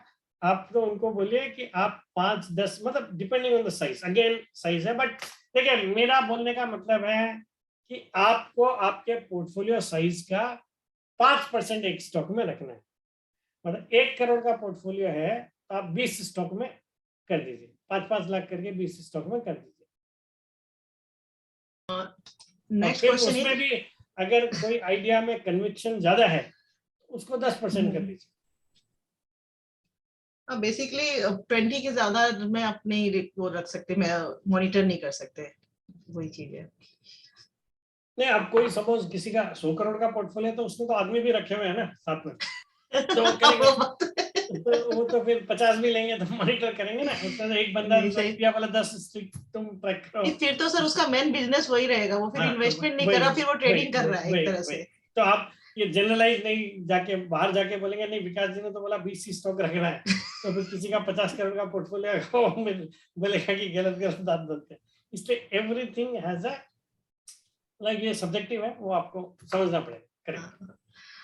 If a person is investing in Indian equities, should he also invest in foreign equities to create a healthy and diversified portfolio? नहीं, वैसे तो करना चाहिए, डेफिनेटली करना चाहिए, बिकॉज आप देखेंगे तो humongous wealth has been created outside of India. आप एप्पल देख लो, आप अमेजोन देख लो, आप फेसबुक देख लो, आप टेस्ला देख लो, तो वो जिसको अपॉर्चुनिटी है जो कर सकते हैं, गवर्नमेंट ने ऐसे तो लिबरलाइज किया हुआ ही है कि पर्टिकुलर आप एक साल में इतना कर सकते हो। अगर आप कर सकते हो तो करना ही चाहिए। There are high growth companies in US जो आपके, और उन्होंने वेल्थ क्रिएट भी किया ना। आप 2-3 साल में देखिए Tesla has gone from where to where, Amazon कहाँ चला गया या एप्पल कहाँ है। तो if you have an opportunity you should do it. और डायरेक्टली नहीं कर सकते हो तो कुछ कुछ आजकल म्यूचुअल फंड्स है, शायद कोटक का एक मुझे ध्यान आता है, which invest in international equities. और आजकल तो we have also been allowed to, जिनके ऑफिसेस गुजरात में गिफ्ट सिटी में है, they can start buying for their clients international equities. तो है, तो जिनको पॉसिबल है they should do it, they should करना चाहिए। बाकी आई फील कि इंडिया में भी there are ample opportunities. India is the place to be in. बहुत सारे सेक्टर्स हैं, बहुत सारे कंपनीज हैं, good quality companies which would continue to grow for long time to come. There's no dearth of opportunities in our markets. Next question is, how about auto sector, and can you throw light on EV companies to invest? देखिए, auto sector अच्छा लगता है। एक तो क्या है, it's gone through troubled times. आपने पिछले 2 साल में देखा, कोविड के दौरान भी हुआ, फिर इंटरनेशनली भी जो भी प्रॉब्लम्स हैं, तो उनको ओवरकम करते हुए अब क्या बेस भी इनका थोड़ा कम हो गया। बाकी आपके कॉस्ट थोड़े बढ़ गए because metals are at their highs. आप ऑटोज में स्टील, एल्यूमिनियम सब कुछ का रिक्वायरमेंट होता है, तो वो कॉस्ट भी थोड़े बढ़े हैं, बट स्टिल डिमांड अच्छी है। फिर EVs look to be a great opportunity, जो मैं कई बार मेरे डिस्कशन में मैंने बोला था, इलेक्ट्रिक व्हीकल्स, बिकॉज आप दुनिया को आने वाले 10 साल 15 साल में पूरा EV की तरफ जाना है। आज जैसे स्टेट गवर्नमेंट्स है, जो भी नई बसेस होती है इंडिया में, देयर ऑन इलेक्ट्रिक व्हीकल्स, फिर वो प्रमोट कर रही है, कई इंसेंटिव्स देते हैं, PLI स्कीम लॉन्च किया है। तो मुझे लगता है EV को प्ले करना ही चाहिए। EV में OEM में सबसे पहला नाम आता है टाटा मोटर्स। स्टॉक ने बहुत अच्छा किया, बट आपके जो फर्स्ट मूवर एडवांटेज है टाटा मोटर्स को, वो है। आज मैं जैसे अभी रिसेंटली रोड जर्नी किया मैंने, 5-6 घंटे दूर गया, तो आप रास्ते में नेक्सॉन का EV मॉडल देखते हो रास्ते में, जो पहले केस नहीं था।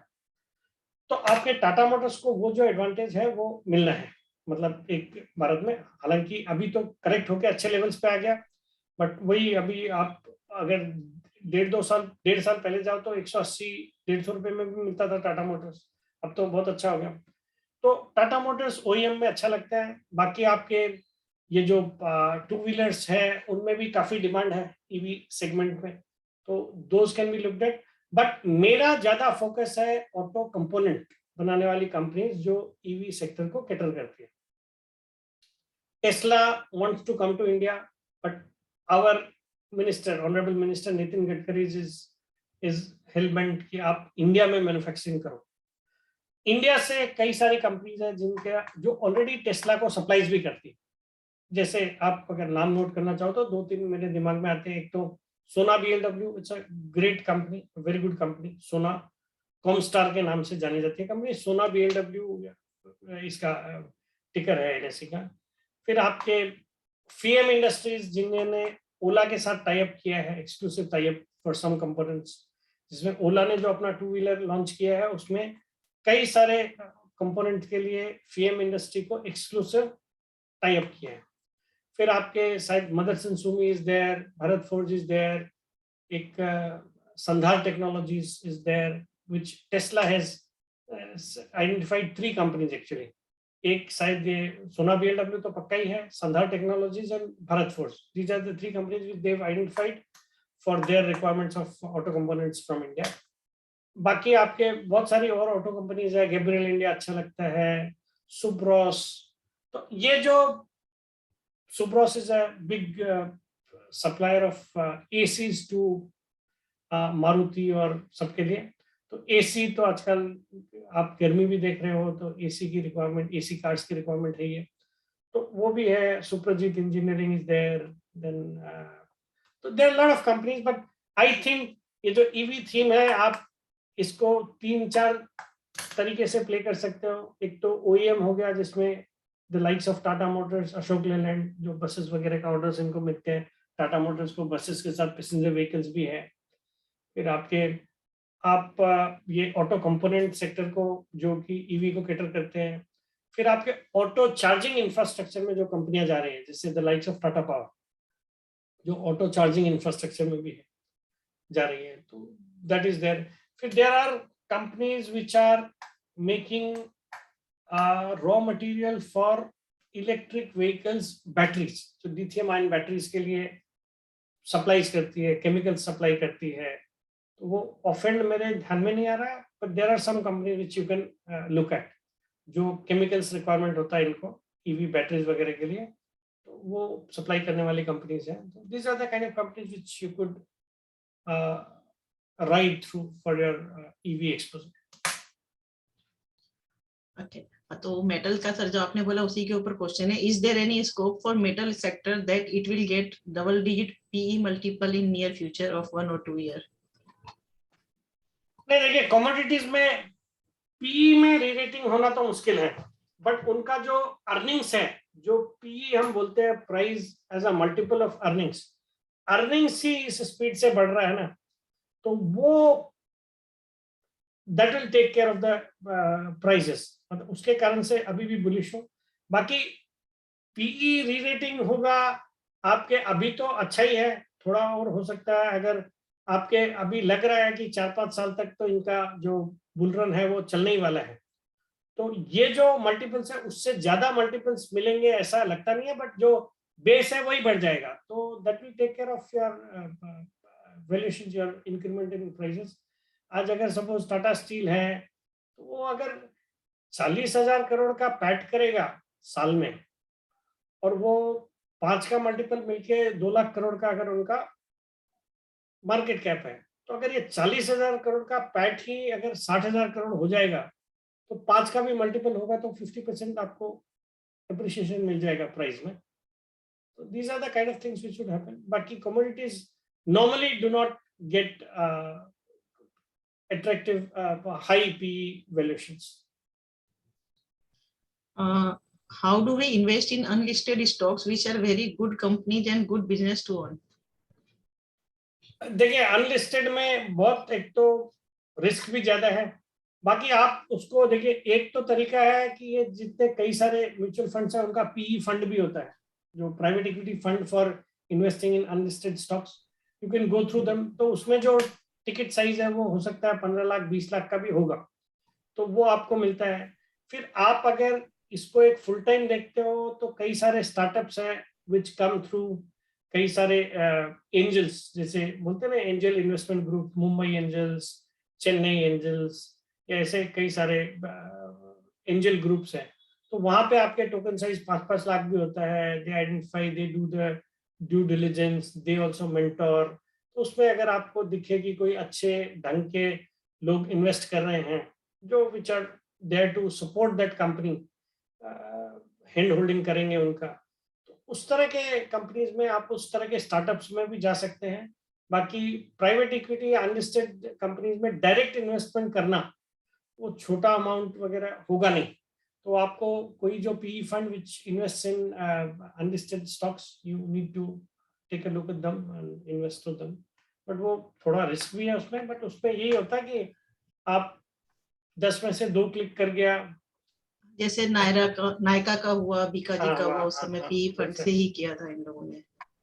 And sir, for your knowledge, in June we are calling Sachin Bharatiya, who did a P investment in Nykaa and correct. Lighthouse. Sir, now question is, while investing in mutual funds, how do we ensure there is not another case like Franklin Templeton MF? नहीं, वो देखिए Franklin Templeton के साथ जो problem था, एक उसको समझना पड़ेगा कि what they did was the right thing. मतलब ऐसा होने लग गया था कि कुछ इन्वेस्टमेंट्स खराब हो गए, ठीक है, बट आपके there were people who had started to come for redemption का प्रेशर ज्यादा हो गया। अब उनका डिलेमा ये हो गया कि जैसे मैं इन्वेस्टर हूं इन फ्रैंकलिन्स म्यूचुअल फंड, तो क्या होता है कि मुझे वो अपने इन्वेस्टमेंट को रिडीम करना है, तो मैं जब आज बोलता हूं तो उनके पास कुछ कंपनीज जो बहुत तकलीफ में आ गई ड्यूरिंग कोविड टाइम्स, उनमें इन्वेस्टमेंट था, तो वो तो बिकने वाला नहीं है। जो अच्छी कंपनी है उनको बेच के वो उस इन्वेस्टर को रिडीम करेंगे, ठीक है, पैसा। तो अल्टीमेटली जो इनके लॉयल है, जो लॉन्ग टर्म के लिए इनके पास रह जाएंगे, उनके पास क्या बचेगा? अच्छी क्वालिटी की कंपनी तो आपने बेच के रिडीम कर दिया जिनको अभी चाहिए, और जो आपके साथ पड़े हैं उनके पास रह जाएगा पोर्टफोलियो ऑफ डिफंक्ट कंपनीज। वो उनको करना नहीं था, इसलिए उन्होंने स्टॉप कर दिया कि हम एक साथ ही सब रिडीम करके आपको देंगे, नो रिडेम्पशन। इस तरह का फियास्को हो गया। तो ये होता है, हुआ है, बट आपको अब नॉर्मली आप तो क्या करोगे? फ्रैंकलिन टेम्पल्टन का कोई ट्रैक रिकॉर्ड भी खराब नहीं था, managed by good companies, good people, but ऐसा एक ऑफ एंड ऑन होता है। बट स्टिल आई बिलीव कि लोगों के पैसे थोड़े देर से आए बट आ रहे हैं, बट वो लोगों ने वो ठीक किया। नहीं तो क्या होता है, जो अर्ली रिडेम्पशन करते हैं उनको तो पैसे मिल जाते हैं, जो उनके साथ बने रहते हैं उनको फिर तकलीफ आ जाती है। तो that's why they took this step कि एक साथ करेंगे 6 महीने के बाद, साल भर के बाद, फिर उन्होंने जल्दी फिर रिडेम्पशन शुरू कर दिया प्रोपोर्शनेट बेसिस पे। So but it's a good name. वो आप अगर किसी के साथ भी हो सकता है, बट देन ठीक है, आप अभी क्या बोलेंगे? अभी आप हिस्टोरिकल रिटर्न्स देख के, वही देख के करेंगे ना। आप एसबीआई म्यूचुअल या एचडीएफसी म्यूचुअल फंड में जाते हो तो आप देखते हो प्रशांत जैन है, आप देखते हो नवनीत मुनोत है, तो बस ठीक है, वही देख के आपको जाना पड़ेगा। Next question is, sir, impact of rate hike cycle and liquidity removal from investment perspective. नहीं, वो तो actually I feel most of it has already played out. Most of it has already played out. Actual जब होता है तो that is the end of it, कि आप इतने साल से रेट हाइक यूएस में होगा, लिक्विडिटी कम होगा, तो वो हो ही रहा है। That is the reason why we have seen, आपने पिछले 3-4 महीने में 2 लाख करोड़ के करीब का आउटफ्लो हो गया है एफआईआईज का, ठीक है ना। तो वो जो लिक्विडिटी का वहां पे प्रेशर आना था, वो होने के बाद उन लोगों ने सोचा कि हम निकालेंगे, ऐसा नहीं।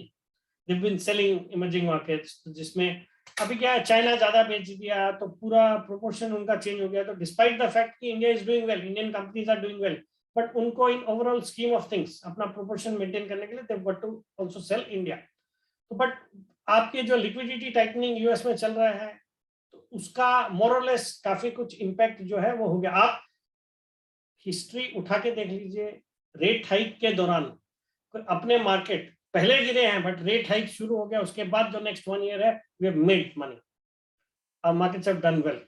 और बाकी मैं तो ये एग्जांपल देता हूं कि ये कब तक बेचेंगे। अगर आपकी कोट अनकोट बेटी ऐश्वर्या राय है तो उनको ही गरज करना पड़ेगा। आप तो बेटर रहो, if you start growing at 8 to 10%, they've got no other place to go to a big market like India.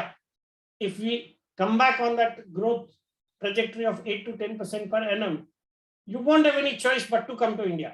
आज जो बेच के जा रहे हैं अभी ऊंचे में आके लेना पड़ेगा उनको। तो वही है कि आप शांति रखो, वर्ल्ड में ये जो भी क्राइसिस है ये सब खत्म होने दो, बाद में अल्टीमेटली व्हाट, आप जहां पे ग्रोथ है वहां पे आपको आना ही पड़ेगा। बाकी आज क्या है, आप बेचना चाहो तो श्रीलंका तो आप बेच नहीं सकते, बंद है, या चाइना ऑलरेडी बीटन डाउन है, तो क्या करोगे आप? हम जैसे एक रिटेल इन्वेस्टर या छोटे इन्वेस्टर्स भी जब घर में पैसे की जरूरत है, किसी और ने मांगा, तो क्या करोगे? बिकता है रिलायंस, है रिलायंस में प्रॉफिट में, तो वही बेचो, नहीं समझे? फिर जब सिस्टम ठीक होता है तो रिलायंस तो आपको वैसे तो बेचना नहीं था, बट उस समय लिक्विडिटी की प्रॉब्लम थी, आपने बेच दिया, तो come back to buy it at a high price, good for us ना। टूटता है तो अपने लिए अच्छा है, अपना माल अपने पास सस्ते में लो, फिर उनको देंगे। Is it good idea to invest in companies which doesn't have original promoters in current management, such as Hindustan Unilever? नहीं, वो तो इट्स अ फेलेसी, वो तो ऐसा नहीं है. आपके अच्छा ही है कि there is a difference between promoters and the management. It's run by a professional management. तो वो तो it's all the more better. Normally आप वैल्यूएशंस भी देखेंगे तो जिस कंपनी में प्रोफेशनल मैनेजमेंट है, कि ओनर्स डिफरेंट है, मैनेजमेंट डिफरेंट है, उनको बाजार भी ज्यादा पसंद करता है. आप आज अपने जो Indian companies like Reliance Industries है, आप उनको वैल्यूएशन उतना नहीं मिलता because the promoters and they have more say in the affairs of the company than the management. तो it's all the more better when you have a professional management. There is a segregation, clear-cut segregation between owners and managers actually. And Anil Singhvi जी का जो आपने बताया ना, उसके लिए ये बोल रहे हैं बंदा कि I have heard Anil Singhvi ji episode, but this point is not clear. In normal public issue, retail category and HNI category are clearly mentioned, but in LIC issue, this altogether new category. If possible, kindly convey this query to Anil ji. ठीक है, मैं बोलता हूँ, अगर वो करने वाले होंगे ना कुछ तो फिर वो एड्रेस करेंगे. क्या क्वेश्चन है एग्जैक्टली कि पॉलिसी ऑर्डर की कैटेगरी कि मतलब अलॉटमेंट का चांस किसमें ज्यादा है ये? हाँ करेक्ट. नहीं, कोटा तो मुझे यहाँ मैंने सरसरी सुना था, तो कोटा तो उन्होंने बताया था कितना कोटा है पॉलिसी होल्डर्स के लिए, कितना रिटेल के लिए, शायद बताया था. आप एक बार वो यूट्यूब पे जाके देखना, बिकॉज ये क्वेश्चन तो बहुत बट नेचुरल है कि कई लोगों के दिमाग में होगा कि हम LIC के इतने बड़ा पॉलिसी होल्डर का बेस है, तो पॉलिसी होल्डर भी होगा, फिर रिटेल इन्वेस्टर तो सब है, 2 लाख के नीचे का करेंगे वो रिटेल इन्वेस्टर हो गए, एम्प्लॉय भी होगा, तब उसको कौन सी कैटेगरी में अप्लाई करना चाहिए? ये I am sure already over subscribe हो चुका कल ही. हाँ नहीं, वो तो ठीक है ना, तो मैं बोल भी रहा था वो भी इस टाइम पे. अभी यही तो था कि गवर्नमेंट को जब अपना ही इशू बेचना था तो बाजार के लिए कुछ भी नेगेटिव करना नहीं चाहिए. जैसे अभी ये इन्होंने मार्जिन्स का रूल्स को ट्वीक किया कि आपको कैश मार्जिन 50% चाहिए, 50% वो चाहिए, स्टॉक्स कर सकते जो पहले ब्रोकर लेवल पे था, क्लाइंट लेवल पे कर दिया, 1 मई से एप्लीकेबल हुआ. तो that has also led to some correction in the market, because retail investors जो लेवरेज होते हैं उनको पोजीशन, हम ब्रोकर्स हैं तो हमने बोला वो क्लियर करना पड़ेगा, आपको क्लोज करना पड़ेगा. सेकेंडली F&O सेगमेंट में भी ASM जो एडिशनल सर्वेलेंस मेजर्स इंट्रोड्यूस कर दिए, तो उसका भी थोड़ा बहुत इम्पैक्ट है.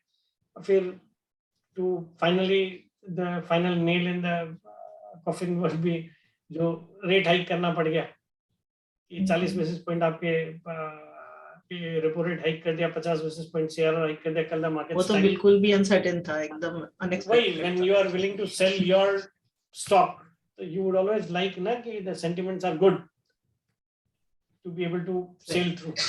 तो ठीक है, LIC at a good valuation they've left for retail investors on the table.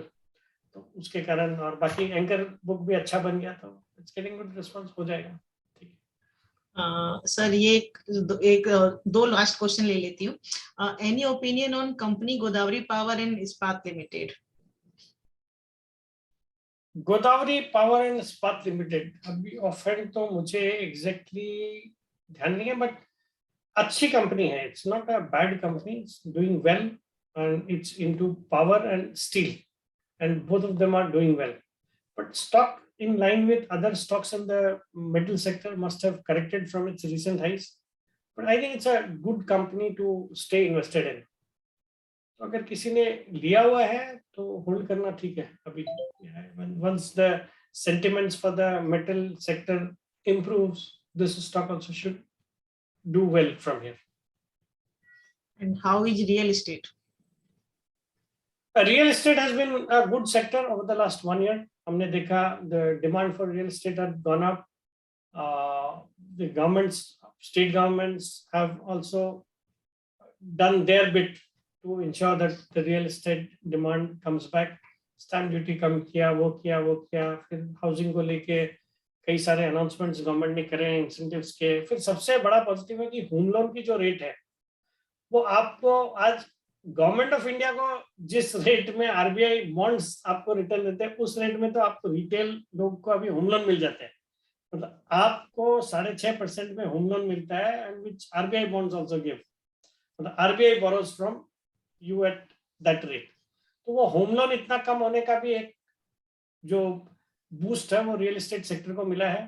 Plus लेकिन अभी तो कल वो बढ़ गया तो उससे बढ़ जाएगा ना रेट, थोड़ा वो तो बढ़ेगा, बट अभी क्या है कि आपके कोरोना के बाद लोगों को हाउसिंग का डिमांड, थोड़े बड़े घर का डिमांड, तो ये सब में भी थोड़ा फर्क पड़ा है। फिर सब स्टेट गवर्नमेंट ने जो स्टैंप ड्यूटी वगैरह कम किया, दिल्ली में सर्कल रेट कम किया, बॉम्बे में आपने एक पीरियड देखा जब स्टैंप ड्यूटी रेट 2% कर दिया, 3%, फिर 5%। फिर क्या है, इन्वेंट्री नहीं है, आपके छोटे मोटे बिल्डर तो इस पीरियड में खत्म हो गए, क्योंकि ये जो हाईली डेट रिटर्न थे वो सब खत्म हो गए, माल बिका नहीं। तो अब क्या है, कंसोलिडेशन हो गया। फिर आप आज जितने रियल एस्टेट कंपनीज के रिजल्ट्स देखेंगे, चाहे गोदरेज प्रॉपर्टीज है, ओबरॉय रियल्टी है, शोभा है, तो ये सब के दे आर डूइंग वेल। तो मैं तो I am bullish, DLF I am bullish, but यही है कि आपको अपॉर्चुनिटीज मिलेंगे। मतलब ऐसे नहीं कि आज मैंने बोला कल जाके आप कोई भी भाव में कुछ भी ले लो, वो नहीं, लुक फॉर अपॉर्चुनिटीज। बाकी ठीक है, थिंग्स आर लुकिंग बेटर। और अब ये 10 साल के लल के बाद ये जो डिमांड आई है, तो वो डिमांड शुड सस्टेन। बाकी ठीक है, इनके भी अपने प्रॉब्लम्स है, सीमेंट का प्राइसेस बढ़ रहे हैं तो उससे कॉस्ट बढ़ता है, बट सीमेंट के भी बढ़ रहे हैं, स्टील के भी बढ़ रहे हैं, तो सीमेंट भी बढ़ रहा है, स्टील भी बढ़ रहा है, तो उनका फर्क पड़ता है। हाँ, ऑल सेड एंड डन, ये तो जो डिमांड है तो फिर तो इनको कोई नुकसान नहीं है। कंस्ट्रक्शन कॉस्ट 5,000 रुपये आता है इनका, लैंड मारना, और उसके बाद कोई कोई एरिया में 50,000 रुपये स्क्वायर फीट में देते हैं। actually. Sir, last question of the webinar. What should be an ideal portfolio percentage of large, mid and small caps? देखिए, इसमें भी आपका रिस्क टेकिंग कैपेसिटी पे भी डिपेंड करता है। पहले तो कि आपको कितना रिस्क लेना है। Normally risk is less when you invest in large caps, risk कम है, बिकॉज वहां पे क्रैश भी होता है तो आपको एटलीस्ट भाव मिलता है। फिर आपके वो टूटते भी हैं तो 10-20% टूटते हैं, जबकि मिड कैप्स में अनसर्टेन टाइम्स में they can be huge fall despite the fact that company could be good. फिर लिक्विडिटी का उसमें प्रॉब्लम्स होता है। तो मेरी राय में आपको at least 50% should be in large caps, 50% आप लार्ज कैप्स में रखना चाहिए, 30 to 35% in mid caps and 15-20% in small caps. But small caps और मिड कैप्स में ज्यादा ध्यान देना है the quality of the company के लिए, क्वालिटी ऑफ द कंपनी। बाकी एकदम हाई रिस्क ही लेना हो तो mid caps offer good opportunity, आपको मिड कैप्स में रिटर्न्स ज्यादा आते हैं, which has been seen. But उसमें यही है कि आपको अंडरस्टैंडिंग होना चाहिए, invest in good quality mid caps.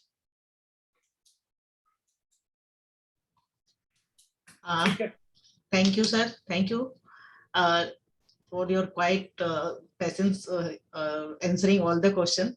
Now I request CA Nidhi Lalpuria to give a formally vote of thanks. Please, Nidhi. Thank you, sir. It was an amazing session. I think आपने सारे ही points ले लिए. Best was your book your losses soon and keep your profits long. I think that applies more. और आपके golden rules of investing were really the takeaway. Monitoring investment, diversifying investments, identifying good stocks through various parameters. It was amazing, sir. We hope we create the wealth and we earn a very good passive income by that. And it helped. I'm sure it has helped all our participants. And your PDC was the best to identify the stock, I guess. Promoter, debt, and corporate governance. I think they will help. It will help all our participants to identify the good stock that way. So thank you so much, sir, for giving your time, and you have answered all the questions of our participants. Thank you so much. Thank you. It was my pleasure being with you all today, and hope you've taken home something. Yes, thank you, Vikas. Actually, main takeaway was कि अपने लोगों का जो theme था कि wealth creation through equity investment. It is not equity trading. It is investment. तो एक ये भी समझना जरूरी है कि हम ट्रेडिंग नहीं करना है, हमें उसको इन्वेस्ट करना है और उसको भूल जाना है करके। ट्रेडिंग लोग सोचते हैं कि वो एक पार्ट टाइम काम है, बट वो पार्ट टाइम काम नहीं है, वो फुल टाइम काम है, फुल टाइम। अब आप लोग सब चार्टर्ड अकाउंटेंट्स हो, इन प्रैक्टिस हो या जॉब्स में हो, तो आप you can not remain hooked to the markets day in and day out and through the day. So it's best to invest, to come to this market from an investment point of view, long-term investment career and create wealth. That's what you should be looking at. Thank you Vikas ji and फिर हम दोबारा कोई subject लेके फिर आपको बुलाएंगे And Thank you. बहुत अच्छा सेशन रहा. Thank you all the participants to join and for your patient hearing. Thank you. Okay, I'll leave. Thank you. Mishra ji बंद कर दीजिए. हाँ मैडम, कर रहा हूँ.